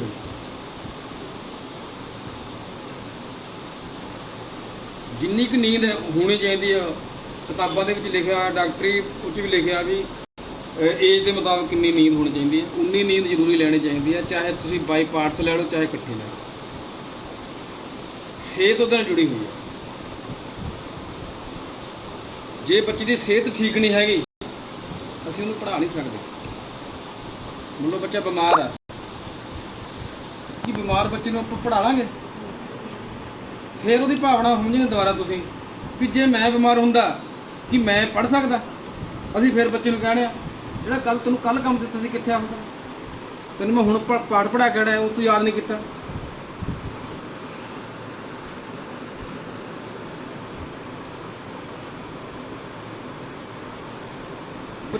ਸਿਹਤ ਦਾ ਧਿਆਨ ਰੱਖਣਾ ਜ਼ਰੂਰ, ਉਹਨੂੰ ਆਪਣੀ ਸਿਹਤ ਨੂੰ ਜਾਗਰੂਕ ਵੀ ਕਰਨਾ। ਜਾਗਰੂਕ ਕਿਵੇਂ ਕਰਨਾ ਵੀ ਹੁਣ ਅੱਜ ਕੱਲ੍ਹ ਜਿਵੇਂ ਮੌਸਮ ਕੱਚਾ ਜਿਹਾ ਮੌਸਮ ਕਹਿੰਦੇ ਨੇ ਪੰਜਾਬੀ ਪਿੰਡਾਂ 'ਚ ਕਹਿੰਦੇ ਨੇ, ਅੱਜ ਕੱਲ੍ਹ ਇਹ ਮੀਂਹ ਵਾਲੇ ਨੂੰ ਕੱਚਾ ਮੌਸਮ ਕਹਿੰਦੇ ਨੇ। ਪਤਾ ਨਹੀਂ ਕਿੰਨੇ ਜੀਵ ਜੰਤੂ ਇਸ ਸਪੈਨ ਦੇ ਵਿੱਚ ਪੈਦਾ ਹੋ ਕੇ ਉਹ 84 ਲੱਖ ਜੂਨਾਂ ਵਾਲੀ ਗੱਲ ਕਰਕੇ ਜਾਂਦੇ ਨੇ, ਪਤਾ ਨਹੀਂ ਹੈਗਾ। ਠੀਕ ਆ, ਜਿਹੜਾ ਦੇਖ ਲਿਆ ਅਸੀਂ ਸਿੱਖਣੇ, ਇਹ ਤਾਂ ਮੈਂ ਪਹਿਲੀ ਵਾਰ ਦੇਖਿਆ। ਜਦੋਂ 84 ਲੱਖ ਨੇ ਪਹਿਲੀ ਵਾਰ ਦੇਖਣਾ, ਇੰਨੀ ਕਿੰਨੀ ਤੇਰੀ ਉਮਰ ਹੈ ਵੀ ਆਪੇ ਸਾਰੇ ਜਾਨਵਰ ਦੇਖ ਲਿਆਉਣਗੇ ਜਾਂ ਜੀਵ ਜੰਤੂ ਦੇਖ ਲਿਆਉਣਗੇ। ਇੱਕ ਪਾਸੇ ਅਸੀਂ 84 ਲੱਖ ਗਹਿਣੇ ਆ, 84 ਲੱਖ ਜੇ ਲਿਖਣਾ ਹੋਵੇ ਤਾਂ ਕਿੰਨੀਆਂ ਜ਼ੀਰੋ ਹੀ ਨੇ, ਸਭ ਪੜ੍ਹੀ ਜਾਂਦੇ ਪਹਿਲਾਂ ਤਾਂ। ਫਿਰ ਜਾਨਵਰ ਇੰਨੇ ਜੀਵ ਜੰਤੂ ਇੰਨੇ ਕੁਝ ਦੇਖ ਲਿਆਉਣਗੇ ਇੰਨੀ ਕੁ ਉਮਰ 'ਚ। ਠੀਕ ਆ, ਜਿਹੜਾ ਕੋਈ ਦੇਖ, ਇਹ ਤਾਂ ਮੈਂ ਇਹ ਕੀ ਜੀ ਆ, ਇਕੱਲੇ ਨੂੰ ਪੁੱਛਦੇ ਆ ਇਹ ਦੇਖੀ ਮੰਮੀ ਕੀ ਆਇਆ ਸਾਡੇ ਵਿਹੜੇ 'ਚ। ਇਸ ਮੌਸਮ 'ਚ ਪੈਦਾ ਹੁੰਦੇ ਨੇ ਉਹ, ਜੇ ਸਾਡੇ ਲੜ ਜਾਣ ਜਾਂ ਉਹਨਾਂ ਦਾ ਕੋਈ ਉਹਨਾਂ 'ਚੋਂ ਰੇਸ਼ੇ ਨਿਕਲਦੇ ਨੇ, ਉਹਨਾਂ ਦੀ ਬੋਡੀ ਦੇ ਵਿੱਚੋਂ ਵੀ ਫਲੂਇਡ ਨਿਕਲਦਾ, ਉਹ ਲੱਗ ਸਕਦਾ, ਉਹਦੇ ਨਾਲ ਹੀ ਬੰਦਾ ਬਿਮਾਰ ਹੋ ਸਕਦਾ। ਠੀਕ ਆ, ਜਾਗਰੂਕ ਇਸ ਕਰਕੇ ਕਰਨਾ। ਜਿਹੜਾ ਡੇਂਗੂ ਵਾਲਾ ਮੱਛਰ ਆ, ਉਹ ਸਵੇਰੇ ਤੇ ਸ਼ਾਮ ਪੂਰਾ ਸਮੇਂ ਦਾ ਪਾਬੰਦ ਆ। ਜਦੋਂ ਸੂਰਜ ਛਿਪਣ ਲੱਗਦਾ ਤੇ ਜਦੋਂ ਸੂਰਜ ਚੜ੍ਹਨ ਲੱਗਦਾ, ਇਹ ਦੋ ਸਮਿਆਂ ਦੇ ਵਿੱਚ ਉਹਨੂੰ ਉਨੀ ਕੀ ਰੋਸ਼ਨੀ ਤੇ ਉਨੀ ਕੀ ਲਾਈਟ ਚਾਹੀਦੀ ਆ, ਉਦੋਂ ਹੀ ਉਹ ਐਕਟਿਵ ਹੁੰਦਾ। ਠੀਕ ਆ, ਹੁਣ ਇਸ ਵੇਲੇ ਉਹ ਡੇਂਗੂ ਵਾਲਾ ਜਿਹੜਾ ਮੱਛਰ ਆ ਉਹ ਇਸ ਵੇਲੇ ਐਕਟਿਵ ਨਹੀਂ ਹੋਊਗਾ। ਬੱਚੇ ਸਵੇਰੇ ਸ਼ਾਮ ਹੀ ਖੇਡਣ ਜਾਂਦੇ ਨੇ, ਤੁਸੀਂ ਵੀ ਆਪਾਂ ਵੀ ਸਵੇਰ ਦੀ ਸੈਰ ਸਵੇਰ ਹੀ ਕਰਦੇ ਆ। ਇੱਕ ਤਾਂ ਮੈਨੂੰ ਜਦੋਂ ਅਸੀਂ ਇੱਕ ਸੈਰ ਦੀ ਜਦੋਂ ਅਸੀਂ ਲੇਖ ਲਿਖਦੇ ਆ, ਬੱਚੇ ਨੂੰ ਕਹਿਣਾ ਵੀ ਸਵੇਰ ਦੀ ਸੈਰ ਦਾ ਲੇਖ ਲਿਖੀ, ਹਰੇਕ ਲਿਖੂਗਾ ਵੀ ਮੈਂ ਨਹਿਰ ਤੇ ਗਿਆ, ਚਾਹੇ ਉਹਦੇ ਪਿੰਡ ਨਹਿਰ ਹੈਗੀ ਆ ਚਾਹੇ ਨਹੀਂ ਹੈਗੀ, ਪਤਾ ਨਹੀਂ ਪਿੰਟੇ ਲਵਾਇਆ ਹੋਇਆ। ਜਿਹਦੇ ਨਹਿਰ ਨਹੀਂ ਹੈਗੀ ਉਹ ਵੀ ਕਹੂਗਾ ਸਵੇਰੇ ਮੈਂ ਨਹਿਰ ਤੇ ਗਿਆ, ਉੱਥੇ ਠੰਡਣੀ ਹਵਾ ਆਉਂਦੀ ਸੀ। ਉਹ ਹਮੇਸ਼ਾ ਮੌਸਮ ਹੀ 30-35 ਟੈਂਪਰੇਚਰ ਦੇ ਏੜ-ਗੇੜ 'ਚ ਰਹਿੰਦਾ, ਉੱਥੇ ਹੁਮਸ ਹੁੰਦੀ ਹੈ। ਅਸੀਂ ਨਹਿਰ ਤੇ ਠੰਡੀ ਹਵਾ ਗਾਣੇ ਲਿਖਣ ਲੱਗੇ।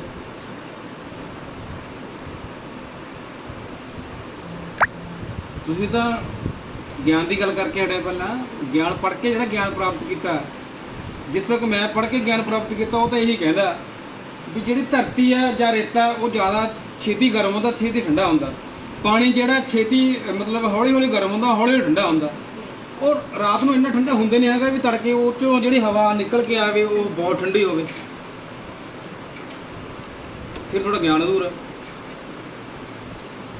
ਅਧੂਰੇ ਗਿਆਨ ਨਾਲ ਤੁਸੀਂ ਲੇਖ ਲਿਖੀ ਜਾਂਦੇ ਹੋ, ਉਹੀ ਅਧੂਰੇ ਗਿਆਨ ਨਾਲ ਤੁਸੀਂ ਚੈੱਕ ਕਰੀ ਜਾਂਦੇ ਹੋ।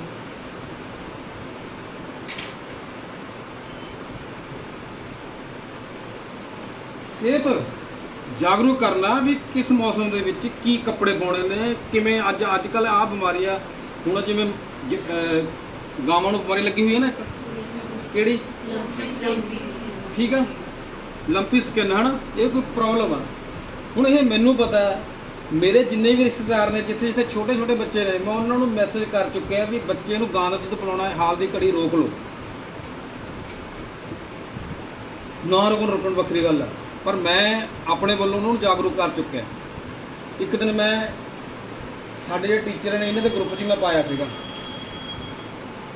ਵੀ ਬੱਚੇ ਨੂੰ ਰੋਕੋ। ਇਹ ਠੀਕ ਹੈ ਵੀ ਜਿਹੜੇ ਇਹ ਚੀਜ਼ ਦਾ ਉਹ ਕਰਦੇ ਨੇ, ਬਿਜ਼ਨਸ ਕਰਦੇ ਨੇ ਦੁੱਧ ਵੇਚਣ ਦਾ, ਉਹ ਇਸ ਚੀਜ਼ ਨੂੰ ਮਾੜਾ ਵੀ ਸਮਝਦੇ ਹੋਣਗੇ ਕਿਉਂਕਿ ਉਹਦੇ ਧੰਦੇ ਤੇ ਫਰਕ ਪੈ ਰਿਹਾ। ਪਰੰਤੂ ਜੇ ਆਪਾਂ ਨੂੰ ਇਹ ਲੱਗ ਰਿਹਾ ਵੀ ਉਹ ਦੁੱਧ ਨਾਲ ਇਸ ਤਰ੍ਹਾਂ ਦੀ ਪ੍ਰੋਬਲਮ ਆ ਰਹੀ ਆ, ਫਿਰ ਤੁਹਾਨੂੰ ਜਾਗਰੂਕ ਕਰਨਾ ਪਊ ਬੱਚੇ ਵੀ ਕਿਹੜੀ ਗੱਲੋਂ ਉਹਦੀ ਸਿਹਤ ਦਾ ਧਿਆਨ ਰੱਖਦੇ ਵੀ ਆਹ ਮੱਛਰਾਂ ਦਾ ਮੌਸਮ ਆ, ਆਹ ਠੰਡ ਦਾ ਮੌਸਮ ਆ। ਸਮੇਂ ਤੇ ਆਉਣ ਵਾਲੇ ਇਹ ਥੱਲੇ ਪੁਆਇੰਟ ਵੀ ਘਾਤਕ ਜਿੰਨੀਆਂ ਬਿਮਾਰੀਆਂ ਨੇ ਉਹਨਾਂ ਬਾਰੇ ਉਹਨੂੰ ਜਾਗਰੂਕ ਕਰਨਾ ਵੀ ਤਾਂ ਕਿ ਬੱਚੇ ਦੀ ਜਿਹੜੀ ਸਿਹਤ ਆ ਉਹ ਠੀਕ ਰਹਿ ਸਕੇ। ਹੁਣ ਕਰੋਨਾ ਦਾ ਅਸੀਂ ਕੱਢ ਕੇ ਹਟੇ ਹਾਂ ਸਮਾਂ, ਅਜੇ ਵੀ ਚੱਲੀ ਜਾ ਰਿਹਾ। ਵਾਰ-ਵਾਰ ਹਦਾਇਤਾਂ ਨੇ ਵੀ ਚੰਗੀ ਤਰ੍ਹਾਂ ਹੱਥ ਧੋਣੇ ਨੇ, ਮੂੰਹ ਤੇ ਮਾਸਕ ਲਾਉਣਾ, ਠੀਕ ਆ, ਹੱਥ ਨਹੀਂ ਮਿਲਾਉਣਾ ਕਿਸੇ ਨਾਲ ਛੇਤੀ, ਦੂਰੀ ਰੱਖਣੀ ਆ। ਇਹਨਾਂ ਗੱਲਾਂ ਤੋਂ ਜਾਗਰੂਕ ਕਰਨਾ ਬੱਚੇ ਨੂੰ। ਜਿਹੜੇ ਵੀ ਨਵੀਂ ਬਿਮਾਰੀਆਂ ਸਿੱਖਿਆ ਵਿਭਾਗ ਦੇ ਰਾਹੀਂ ਇਹ ਸਾਰੀਆਂ ਬਿਮਾਰੀਆਂ ਜਿਹੜੀਆਂ ਵੀ ਇਸ ਤਰ੍ਹਾਂ ਦੀਆਂ ਸਕੀਮਾਂ ਨੇ ਸਰਕਾਰ ਦੀਆਂ, ਉਹ ਸਿੱਖਿਆ ਵਿਭਾਗ ਦੇ ਰਾਹੀਂ ਹੀ ਫੈਲਾਈ ਜਾਂਦੇ ਨੇ, ਅੱਗੇ ਲੋਕਾਂ ਤੱਕ ਪਹੁੰਚਾਈ ਜਾਂਦੇ ਨੇ। ਜੇ ਮੈਂ ਤੁਹਾਨੂੰ ਦੱਸ ਕੇ ਹਟਿਆ ਨਾ ਵੀ ਤੁਹਾਡੇ ਬਾਰੇ ਸਾਰਿਆਂ ਨੂੰ ਪਤਾ, ਇਸ ਕਰਕੇ ਉਹ ਕਰਦੇ ਨੇ, ਕਹੀ ਜਾਂਦੇ ਕੋਈ ਸਕੀਮ ਵਿੱਚ ਚੱਲਦੇ ਵੀ ਸਕੂਲ 'ਚ ਦਿਓ, ਸਵੇਰੇ ਬੱਚੇ ਨੂੰ ਪ੍ਰੇਅਰ 'ਚ ਦੱਸਿਆ ਜਾਊਗਾ ਉਹ ਫਿਰ ਬੱਚੇ ਸ਼ਾਮ ਨੂੰ ਘਰ ਜਾ ਕੇ ਦੱਸਣਗੇ।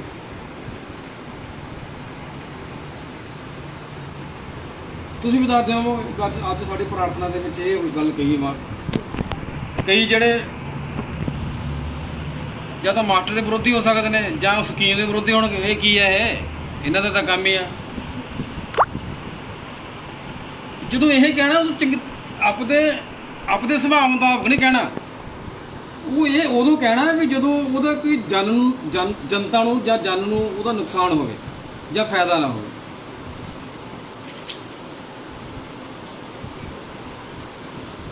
ਚਲੋ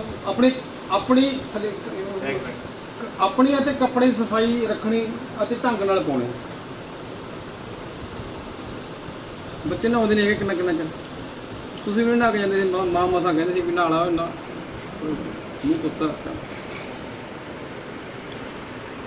ਜੇ ਕਹਿੰਦੇ ਬਾਥਰੂਮ 'ਚ ਨਹਾਉਣਾ ਟੂਟੀ ਛੱਡ ਕੇ ਖੁੰਝੇ 'ਚ ਖੜਾ ਹੁੰਦਾ ਬੰਦਾ। ਉਹ ਘਰਦੇ ਨੂੰ ਆਇਆ ਵੀ ਖੜਕਾ ਹੋ ਰਿਹਾ ਨਹਾ ਰਿਹਾ 2-4 ਡੱਬੇ ਡੋਲ ਤੇ ਬਾਹਰ ਨਿਕਲੇ ਮੂੰਹ ਧੋ ਕੇ। ਕਿ ਇਸ ਤਰ੍ਹਾਂ ਦੇ ਵੀ ਕਰੈਕਟਰ ਹੁੰਦੇ ਨੇ। ਉਹਨਾਂ ਕਰੈਕਟਰਾਂ ਨੂੰ ਸਮਝਾਉਣਾ ਵੀ ਸਰੀਰ ਦੀ ਸਫਾਈ ਦੇ ਕੀ ਫਾਇਦੇ ਨੇ ਛੋਟੇ ਬੱਚਿਆਂ ਨੂੰ ਖਾਸ ਕਰ। ਹੁਣ ਆਪ ਦਾ ਨਹਾਉਣਾ ਤਾਂ ਮਾਂ ਬਾਪ ਨੇ ਨਿਭਾਉਣਾ ਉਹਨਾਂ ਨੂੰ। ਜਦੋਂ ਕਿਤੇ ਪੀਟੀਐਮ ਹੁੰਦੀ ਆ ਤਾਂ ਉਹਨਾਂ ਨੂੰ ਮਾਂ ਬਾਪ ਨੂੰ ਕਹੋ। ਮੈਂ 2 ਸਕੂਲਾਂ 'ਚ ਪ੍ਰਿੰਸੀਪਲ ਰਿਹਾ। ਕੈਂਚੀ ਤੇ ਕੰਘੀ ਰੱਖੀ ਹੋਈ ਸੀ ਮੈਂ। ਜਿਹੜਾ ਕੋਈ ਬੇਟੱਪੇ ਜੇ ਵਾਲ ਵਾਹ ਕੇ ਆਉਂਦਾ ਸੀਗਾ ਮੈਂ ਜਦ ਹੀ ਕਹਿੰਦਾ ਸੀ ਪੀਏ ਨੂੰ ਆ ਚੱਕ ਕੈਂਚੀ ਤੇ ਆ ਚੱਕ ਕੰਘੀ ਇਹਦੀ ਕਰਦੇ ਛੱਡ ਜਿਵੇਂ ਆਪਾਂ ਚਾਹੁੰਦੇ ਹਾਂ। ਦੂਜੀ 'ਚ ਨੰਗੀ ਕਰ ਲੈਣੀ ਉੱਪਰ ਜਿਵੇਂ ਜੌਂ ਖੜੇ ਹੁੰਦੇ ਨੇ ਐਂ ਵਾਲ ਕਰ ਲੈਣੇ। ਨਾ ਤਾਂ ਉਹ ਸਟੂਡੈਂਟ ਦੀ ਪਰਸਨੈਲਿਟੀ ਆ ਨਾ ਅਧਿਆਪਕ ਦੀ ਪਰਸਨੈਲਿਟੀ ਆ।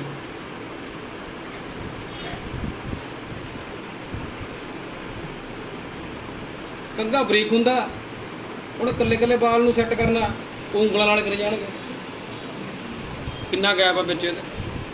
ਜਿੰਨਾ ਗੈਪ ਆ ਓਨੇ ਮੋਟੇ ਵਾਲ ਬਣਨਗੇ। ਉਹ ਆਪਣੇ ਆਪ ਨੂੰ ਸੋਚਦੇ ਸੀ ਅਸੀਂ ਇਹ ਸੈੱਟ ਕਰ ਲਏ। ਫਿਰ ਸ਼ੀਸ਼ੇ ਮੂਹਰੇ ਜਾਣਗੇ।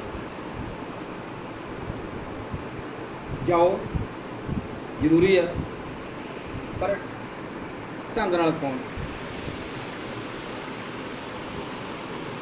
ਸਾਡੇ ਕੋਲ ਬੱਚੇ ਇਸ ਤਰ੍ਹਾਂ ਦੇ ਆਉਂਦੇ ਨੇ ਜਿਨ੍ਹਾਂ ਕੋਲ ਵਿੱਤੀ ਸਾਧਨ ਬਹੁਤ ਘੱਟ ਨੇ। ਅਸੀਂ ਆਪਣੇ ਸਕੂਲ ਦੀ ਜਿਹੜੇ ਤੁਹਾਨੂੰ ਪੈਰਾਮੀਟਰ ਦੱਸੇ ਨੇ ਉਹਦੇ ਪਹਿਲਾਂ ਸਮਾਰਟ ਸਕੂਲ ਦੇ ਉਹਦੇ ਵਿੱਚ ਬੱਚੇ ਦੀ ਵਰਦੀ ਟਾਈ ਬੈਲਟ ਇਹਦੇ ਵੀ ਲਿਖਿਆ ਹੋਣਾ। ਹੁਣ ਬੱਚੇ ਨੂੰ ਇਹ ਦੱਸਣਾ ਵੀ ਜਦੋਂ ਟਾਈ ਲਾਉਣੀ ਹੈ ਉਦੋਂ ਚੱਪਲਾਂ ਨਹੀਂ ਪਾਈਆਂ ਹੋਣ ਚਾਹੀਦੀਆਂ ਪੈਰਾਂ 'ਚ। ਪਰ ਬੱਚੇ ਡਰਦੇ ਮਾਰੇ ਟਾਈ ਲਾਇਆ ਹੁੰਦੇ ਨੇ। ਉਹਦਾ ਪੈਰ ਚੱਪਲਾਂ ਪਾਈ ਨੂੰ ਉਹਨੂੰ ਘੂਰਨ ਦੀ ਬਜਾਏ ਪਹਿਲਾਂ ਪੁੱਛਣਾ ਵੀ ਤੂੰ ਚੱਪਲ ਕਾਹਤੋਂ ਪਾਈ ਬੂਟ ਕਿਉਂ ਨਹੀਂ ਪਾਏ। ਹੋ ਸਕਦਾ ਬੱਚੇ ਦਾ ਪੈਰ ਦੁਖਦਾ ਹੋਵੇ ਉਂਗਲ ਦੁਖਦੀ ਹੋਵੇ ਉਹਦੀ ਘਰ ਦੀ ਕਪੈਸਿਟੀ ਇਸ ਤਰ੍ਹਾਂ ਦੀ ਹੋਵੇ ਬੂਟ ਉਹਦੇ ਘਰ ਦੇ ਨਹੀਂ ਲੈ ਸਕਦੇ ਹੁਣ।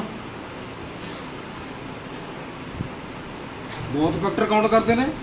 ਤੁਸੀਂ ਆਪ ਸੋਚੋ ਜਦੋਂ ਤੁਸੀਂ ਬੂਟ ਪਾ ਕੇ ਜਾਂਦੇ ਤਾਂ ਕਿਉਂ ਨਹੀਂ ਪਾ ਕੇ ਜਾਂਦੇ। ਪਹਿਲਾਂ ਤਾਂ ਇੱਥੇ ਲਿਆਓ ਗੱਲ ਵੀ ਜਦੋਂ ਮੈਂ ਬੂਟ ਨਹੀਂ ਪਾਏ ਸੀ ਮੈਂ ਕਾਹਤੋਂ ਨਹੀਂ ਸੀ ਪਾਏ। ਵੀ ਉਸ ਤਰ੍ਹਾਂ ਦੀ ਗੱਲ ਤਾਂ ਨਹੀਂ ਕੋਈ। ਜੇ ਉਸ ਤਰ੍ਹਾਂ ਦੀ ਗੱਲ ਹੈ ਫਿਰ ਉਹਨੂੰ ਕਹੋ ਵੀ ਭਾਈ ਉਹਦੇ ਪੈਰ ਜਿਹੜੀ ਕੋਈ ਦਵਾਈ ਹੈ ਡਾਕਟਰ ਨੂੰ ਦਿਖਾ ਪੱਟੀ ਕਰ ਜੋ ਕੁਝ ਵੀ ਹੈ ਉਹ ਕਰੇ। ਜੇ ਉਹ ਗੱਲ ਨਹੀਂ ਹੈਗੀ ਫਿਰ ਉਹਨੂੰ ਪੁੱਛੋ ਵੀ ਤੂੰ ਬੂਟ ਜੇ ਉਹਦੀ ਘਰ ਦੀ ਜਿਵੇਂ ਤੁਹਾਨੂੰ ਪਹਿਲਾਂ ਕਹਿ ਕੇ ਹਟਿਆ ਜੇ ਘਰ ਦੇ ਹਾਲਤ ਇਸ ਤਰ੍ਹਾਂ ਦੇ ਨੇ ਬੂਟ ਨਹੀਂ ਲੈ ਸਕਦਾ ਫਿਰ ਉਹਨੂੰ ਜਾਂ ਤਾਂ ਬੂਟਾਂ ਦਾ ਪ੍ਰਬੰਧ ਕਰੋ ਜਾਂ ਫਿਰ ਉਹਦੀ ਟਾਈ ਲਹਾ ਦਿਓ। ਜਦੋਂ ਟਾਈ ਲਾਉਣੀ ਆ ਬੂਟ ਪਾਏ ਹੋਏ ਨੇ ਕਮੀਜ਼ ਵਿੱਚ ਹੋਣਾ ਚਾਹੀਦਾ ਪੈਂਟ ਦੇ। ਠੀਕ ਆ। ਇਹ ਵੀ ਮੈਂ ਦੇਖਿਆ ਵੀ ਟਾਈ ਲੱਗੀ ਹੁੰਦੀ ਆ ਕਮੀਜ਼ ਬਾਹਰ ਕੱਢਿਆ ਹੁੰਦਾ। ਬੱਚੇ ਨੂੰ ਨਹੀਂ ਪਤਾ ਇਹਨਾਂ ਗੱਲਾਂ ਦਾ। ਉਹਨੂੰ ਤੁਸੀਂ ਦੱਸਣਾ ਉਹਨਾਂ ਦੀ ਦਿੱਖ ਤੁਸੀਂ ਬਣਾਉਣੀ ਹੈ। ਇਹ ਫਿਜ਼ੀਕਲ ਅਪੀਅਰੈਂਸ ਦਿੱਖ ਤੁਸੀਂ ਬਣਾਉਣੀ ਉਹਨਾਂ ਦੀ।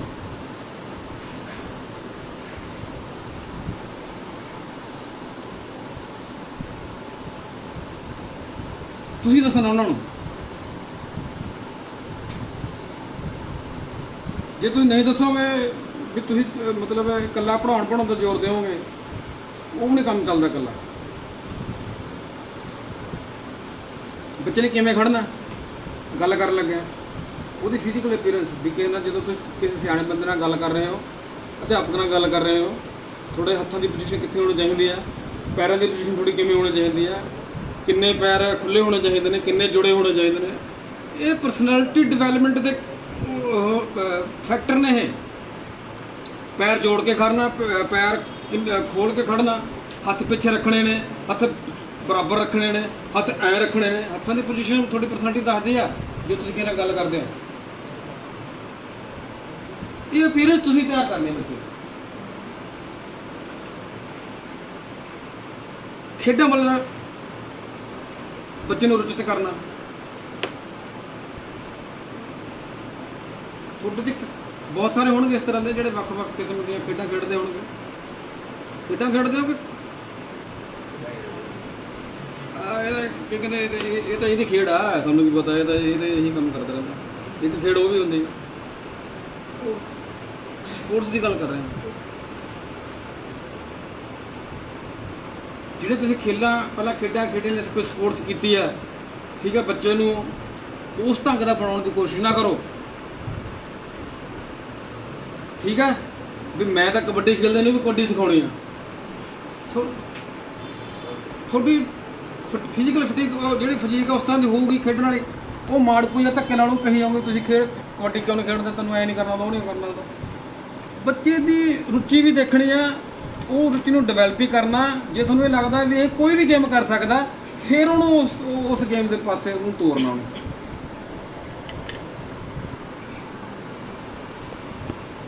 ਮੈਂ ਤੁਹਾਨੂੰ ਆਪਣੀ ਸਿੰਪਲ ਐਗਜ਼ਾਮਪਲ ਦਿੰਦਾ, ਘਰ ਦੀ ਮੇਰੀ ਆਪਦੀ ਆ। ਮੈਂ ਹਾਕੀ ਖੇਡਦਾ ਰਿਹਾ। ਮੇਰੇ ਦਿਮਾਗ 'ਚ ਇਹ ਰਹੀ ਹੈ ਵੀ ਮੈਂ ਆਪਣੇ ਬੱਚੇ ਨੂੰ ਹਾਕੀ ਖਿਡਾਵਾਂ। ਮੈਂ ਆਪਣੇ ਮੁੰਡੇ ਨੂੰ ਹਾਕੀ 'ਚ ਪਾਤਾ। ਅਸੀਂ ਉਹਨੂੰ ਹਾਕੀ ਲੈ ਖਿਡਾਉਂਦੇ ਗਏ। ਇੱਕ ਕੋਚ ਨੇ ਦੇਖਿਆ ਉਹਦੇ ਹੱਥ ਵੱਡੇ ਵੱਡੇ ਨੇ, ਭਾਰੇ ਸਿਹਤ ਉਹਦੀ। ਉਹ ਮੈਨੂੰ ਕਹਿੰਦਾ ਵੀ ਕੋਚ ਸਾਹਿਬ ਵੀ ਕਹਿੰਦੇ ਸੀ ਗਰਾਊਂਡ 'ਚ ਵੀ ਕੋਚ ਸਾਹਿਬ ਤੁਸੀਂ ਇਹਨੂੰ ਹੱਕ ਤੋਂ ਸਿਖਾ ਰਹੇ ਹੋ ਵੀ ਇਹਨੂੰ ਤੁਸੀਂ ਉਹ 'ਚ ਸ਼ਾਰਟ ਪੁੱਟ 'ਚ ਲਾਓ। ਉਹ ਦੇਖ ਕਹਿੰਦੇ ਹੱਥ 'ਤੇ ਪਕੜੇ ਇਹਦੀ ਕਿੰਨਾ ਪੰਜਾ ਵੱਡਾ ਇਹਦਾ। ਇਹ 'ਚ ਤਾਂ ਕਹਿੰਦਾ ਜਿਹੜਾ ਸ਼ਾਰਟ ਪੁੱਟ ਆ ਉਹ ਬੜਾ ਵਧੀਆ ਢੰਗ ਨਾਲ ਆਊਗਾ। ਨਹੀਂ ਮੈਂ ਤਾਂ ਹਾਕੀ ਖਿਡਾਉਣੀ ਆ, ਐ ਨਹੀਂ ਕਰਨਾ। ਜਿਹੜੀ ਉਹਦੀ ਜਿਹੜੀ ਲੱਗਦਾ ਵੀ ਇਹ ਖੇਡ ਸਕਦਾ, ਉਹਦੀ ਉਹ ਕਪੈਸਿਟੀ ਉਹ ਕਰ ਸਕਦਾ, ਫਿਰ ਉਹ ਗੋਲਾ ਸਿਖਾਇਆ ਉਹਨੂੰ। ਮੈਂ ਗੋਲਾ ਸੁੱਟਣਾ, ਮੈਂ ਕਿਹਾ ਤੂੰ ਸਾਹਿਬ ਮੈਂ ਅੱਖ ਛੱਡ ਦਿੰਦਾ ਯਾਰ, ਅੱਖ ਚਾਹ ਉਹਦੇ ਕੋਲ ਨਹੀਂ ਕਰਾਉਂਦਾ। ਕਈ ਵਾਰੀ ਅਸੀਂ ਕੀ ਕਰਦੇ ਆ ਵੀ ਆਪਣੀ ਚੀਜ਼ ਆਪਣੀ ਗੇਮ ਬੱਚੇ ਥੋਪ ਦਿੰਦੇ ਆ। ਉਹ ਜਿਹੜੀ ਉਹਨੂੰ ਆਉਂਦੀ ਆ ਉਹ ਤੇ ਉਹਦੇ ਜੋਗਾ ਰਹਿੰਦਾ, ਤੇ ਜਿਹੜੀ ਤੁਸੀਂ ਕਰਾ ਰਹੇ ਹੋ ਨਾ ਉਹਦੇ ਜੋਗਾ ਰਹਿੰਦਾ। ਰੁਚਿਤ ਕਰਨਾ ਉਹਨਾਂ ਨੂੰ, ਰੁਚਿਤ ਇਸ ਢੰਗ ਨਾਲ ਕਰਨਾ ਵੀ ਤਾਂ ਜੋ ਉਹਨਾਂ ਦੀ ਸਿਹਤ ਜਿਹੜੀ ਰਿਸ਼ਟ ਪੁਸ਼ਟ ਰਹਿ ਸਕਣ। ਕਸਰਤ ਵੱਲ ਜਦੋਂ ਇਹ ਕਸਰਤ ਥੱਲੇ ਮੈਂ ਤਾਂ ਲਿਖਦਾ ਵੀ ਗੇਮ ਕੋਈ ਵੀ ਹੋਵੇ, ਉਹਦੇ ਜਿਹੜੇ ਫੰਡਾਮੈਂਟਲ ਨੇ ਐਕਸਰਸਾਈਜ਼ ਜਿਹੜੀ ਹੈਗੀ ਆ ਉਹ ਲਗਭਗ ਇੱਕੋ ਜਿਹੀ ਹੁੰਦੀਆਂ ਨੇ। ਉਹ ਜਦੋਂ ਅਸੀਂ ਗੇਮ ਵੱਲ ਸਪੈਸੀਫਿਕ ਗੇਮ ਵੱਲ ਜਾਣਾ ਉਦੋਂ ਉਹ ਕੁਛ ਐਕਸਰਸਾਈਜ਼ਾਂ ਵੱਖਰੀਆਂ ਨੇ। ਅਦਰਵਾਈਜ਼ ਜਦੋਂ ਅਸੀਂ ਆਪਣੇ ਸਰੀਰ ਨੂੰ ਵਾਰਮ ਅਪ ਕਰਨਾ, ਉਹ ਐਕਸਰਸਾਈਜ਼ਾਂ ਉਹੀ ਨੇ ਜਿਹਨੂੰ ਅਸੀਂ ਕਸਰਤ ਕਹਿੰਦੇ ਆ। ਕਸਰਤ ਬੱਚੇ ਦੀ ਕਰਾਉਣੀ ਆ ਵੀ ਤਾਂ ਜੋ ਉਹਦੀ ਜਿਹੜੀ ਕਈ ਜਿਹੜਾ ਮਾੜਾ ਮੋਟਾ ਬੁਖਾਰ ਤਾਂ ਕਸਰਤ ਨਾਲ ਹੀ ਦੂਰ ਹੋ ਜਾਂਦਾ। ਅੰਦਰ ਸਾਹ ਜਾਂਦਾ, ਆਕਸੀਜਨ ਜਾਂਦੀ ਆ, ਠੀਕ ਆ। ਜਦੋਂ ਵੱਧ ਆਕਸੀਜਨ ਅੰਦਰ ਜਾਊਗੀ, ਜਿਹੜੀ ਕੋਈ ਮਾੜੀ ਮੋਟੀ ਜਿਹੜੀ ਆਕਸੀਜਨ ਵੀ ਆ, ਇਹ ਤੁਸੀਂ ਜਿਹੜੇ ਸਾਇੰਸ ਬੱਚੇ ਪੜ੍ਹੇ ਨੇ ਉਹਨਾਂ ਨੂੰ ਪਤਾ ਵੀ ਅੱਗ ਵੀ ਜਦੋਂ ਅੱਗ ਵੀ ਕਈ ਚੀਜ਼ਾਂ ਨੂੰ ਫੂਕਦੀ ਆ। ਸੁਨਿਆਰੇ ਕੋਲ ਜਦੋਂ ਜਾਂਦੇ ਹਾਂ ਅਸੀਂ ਕੋਈ ਗਹਿਣਾ ਗੱਟਾ ਬਣਾਉਣ, ਉਹ ਦੇਖਿਆ ਕਿ ਨਲਕੀ ਨਾਲ ਫੂਕ ਮਾਰਦਾ ਉਹ ਕੀ ਕਰਦਾ, ਉਹ ਆਕਸੀਜਨ ਸਪਲਾਈ ਕਰਦਾ। ਨਹੀਂ ਕਿਉਂ ਮਾਰਦਾ, ਫੂਕਦਾ ਉਹਦੇ ਤੇ, ਅੱਗ ਕਿਉਂ ਲਾਉਂਦਾ ਤੇ? ਹਾਂ, ਜਿਹੜੀ ਧਾਤ ਕੋਈ ਫਾਲਤੂ ਆ, ਕੋਈ ਮੈਲ ਆ ਉਹਦੇ 'ਚ, ਕੋਈ ਧਾਗਾ ਫਸਿਆ ਹੋਇਆ, ਉਹਨੂੰ ਫੂਕਦੀ ਆ ਉਹ ਅੱਗ ਜਿਹੜੀ ਆ। ਗੁਰਬਾਣੀ 'ਚ ਵੀ ਆਉਂਦਾ ਜਪ ਤਪ ਸੰਜਮ। ਜਪ ਤਪ ਦਾ ਮਤਲਬ ਤਪੱਸਿਆ। ਅੱਗ ਤਪੱਸਿਆ ਕਰਨੀ ਆ। ਜਿਹੜੇ ਸਾਡੇ ਔਗਣ ਨੇ ਉਹ ਫੂਕਣੇ ਨੇ ਅੰਦਰੋਂ। ਤਪੱਸਿਆ, ਬਹੁਤ ਤਪੱਸਿਆ ਕੀਤੀ ਇਹਨੇ। ਤਪਸ਼ ਤੋਂ ਬਣਾਇਆ ਹੋਇਆ ਤਪੱਸਿਆ। ਤਪਸ਼ ਮਾਣੇ ਅੱਗ। ਜੋ ਅਸ਼ੁੱਧੀਆਂ ਨੇ ਸਾਡੇ ਅੰਦਰ, ਉਹ ਤਪ ਦੇ ਨਾਲ ਫੂਕੀਆਂ ਗਈਆਂ ਨੇ। ਸੋ ਜਦੋਂ ਕਸਰਤ ਕਰਦੇ ਆ ਆਕਸੀਜਨ ਅੰਦਰ ਜਾਂਦੀ ਆ, ਆਕਸੀਜਨ ਦੇ ਨਾਲ ਕੀ ਆ, ਪਸੀਨਾ ਆਉਂਦਾ, ਸੇਕ ਵੀ ਨਿਕਲਦਾ ਬਾਹਰ, ਤੇ ਉਹ ਜਿਹੜੇ ਮਾੜਾ ਮੋਟਾ ਕੋਈ ਅਸ਼ੁੱਧੀ ਸਰੀਰ 'ਚ ਹੁੰਦੀ ਆ ਉਹ ਸਾਡੇ ਪਸੀਨੇ ਨਾਲ ਬਾਹਰ ਆ ਜਾਂਦੇ ਆ, ਬੱਚਾ 9/9 ਹੋ ਜਾਂਦਾ। ਸੋ ਇਹਨਾਂ ਗੱਲਾਂ ਵੱਲ ਤੁਸੀਂ ਧਿਆਨ ਰੱਖਦੇ ਹੋਏ ਆਪਣੇ ਬੱਚਿਆਂ ਨੂੰ ਜਾਣਕਾਰੀ ਦੇਣੀ, ਨਾਲੇ ਆਪਣੇ ਆਪ ਵੀ। ਇਹ ਕੋਈ ਜੋਕਾਂ ਵਾਸਤੇ ਥੋੜੀ ਆ, ਤੁਹਾਡੇ ਵਾਸਤੇ ਵੀ ਹੈ। ਇਹ ਜਿਹੜੇ ਮੈਂ ਗੱਲਾਂ ਕੀਤੀਆਂ ਨੇ ਇਹਨੂੰ ਜਿਹੜਾ ਮਰਜ਼ੀ ਡਿਫਾ ਉਹ ਕਰੇ ਤੁਸੀਂ, ਪਰ ਅਸੀਂ ਜਦੋਂ ਕੋਈ ਵੀ ਕੰਮ ਕਰਨਾ ਆਪਦੇ ਵਿਦਿਆਰਥੀਆਂ ਨੂੰ ਮੁੱਖ ਰੱਖ ਕੇ ਹੀ ਕਰਨਾ ਵੀ ਸਾਡਾ ਜਿਹੜਾ ਵਿਦਿਆਰਥੀ ਆ ਉਹ ਚੰਗੀ ਸਿੱਖਿਆ ਲੈ ਸਕੇ, ਚੰਗਾ ਨਾਗਰਿਕ ਬਣ ਸਕੇ, ਠੀਕ ਹੈ, ਤੇ ਚੰਗਾ ਕਿਤੇ ਅੱਗੇ ਵੱਡਾ ਹੋ ਕੇ ਕਿਤੇ ਚੰਗੇ ਕਾਲਜ ਦੇ ਵਿੱਚ ਚੰਗੇ ਵਿਸ਼ਿਆਂ ਦੇ ਰਾਹੀਂ, ਠੀਕ ਹੈ, ਉਹਦਾ ਮਾਈਂਡ ਡਿਵੈਲਪ ਕਰਕੇ ਉਹ ਪੜ੍ਹ ਸਕੇ।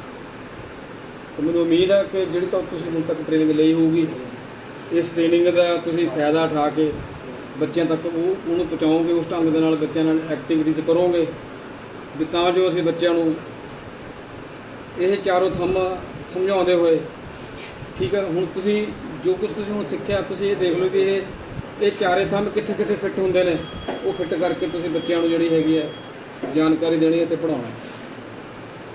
ਠੀਕ ਹੈ ਜੀ, ਬਹੁਤ ਬਹੁਤ ਧੰਨਵਾਦ।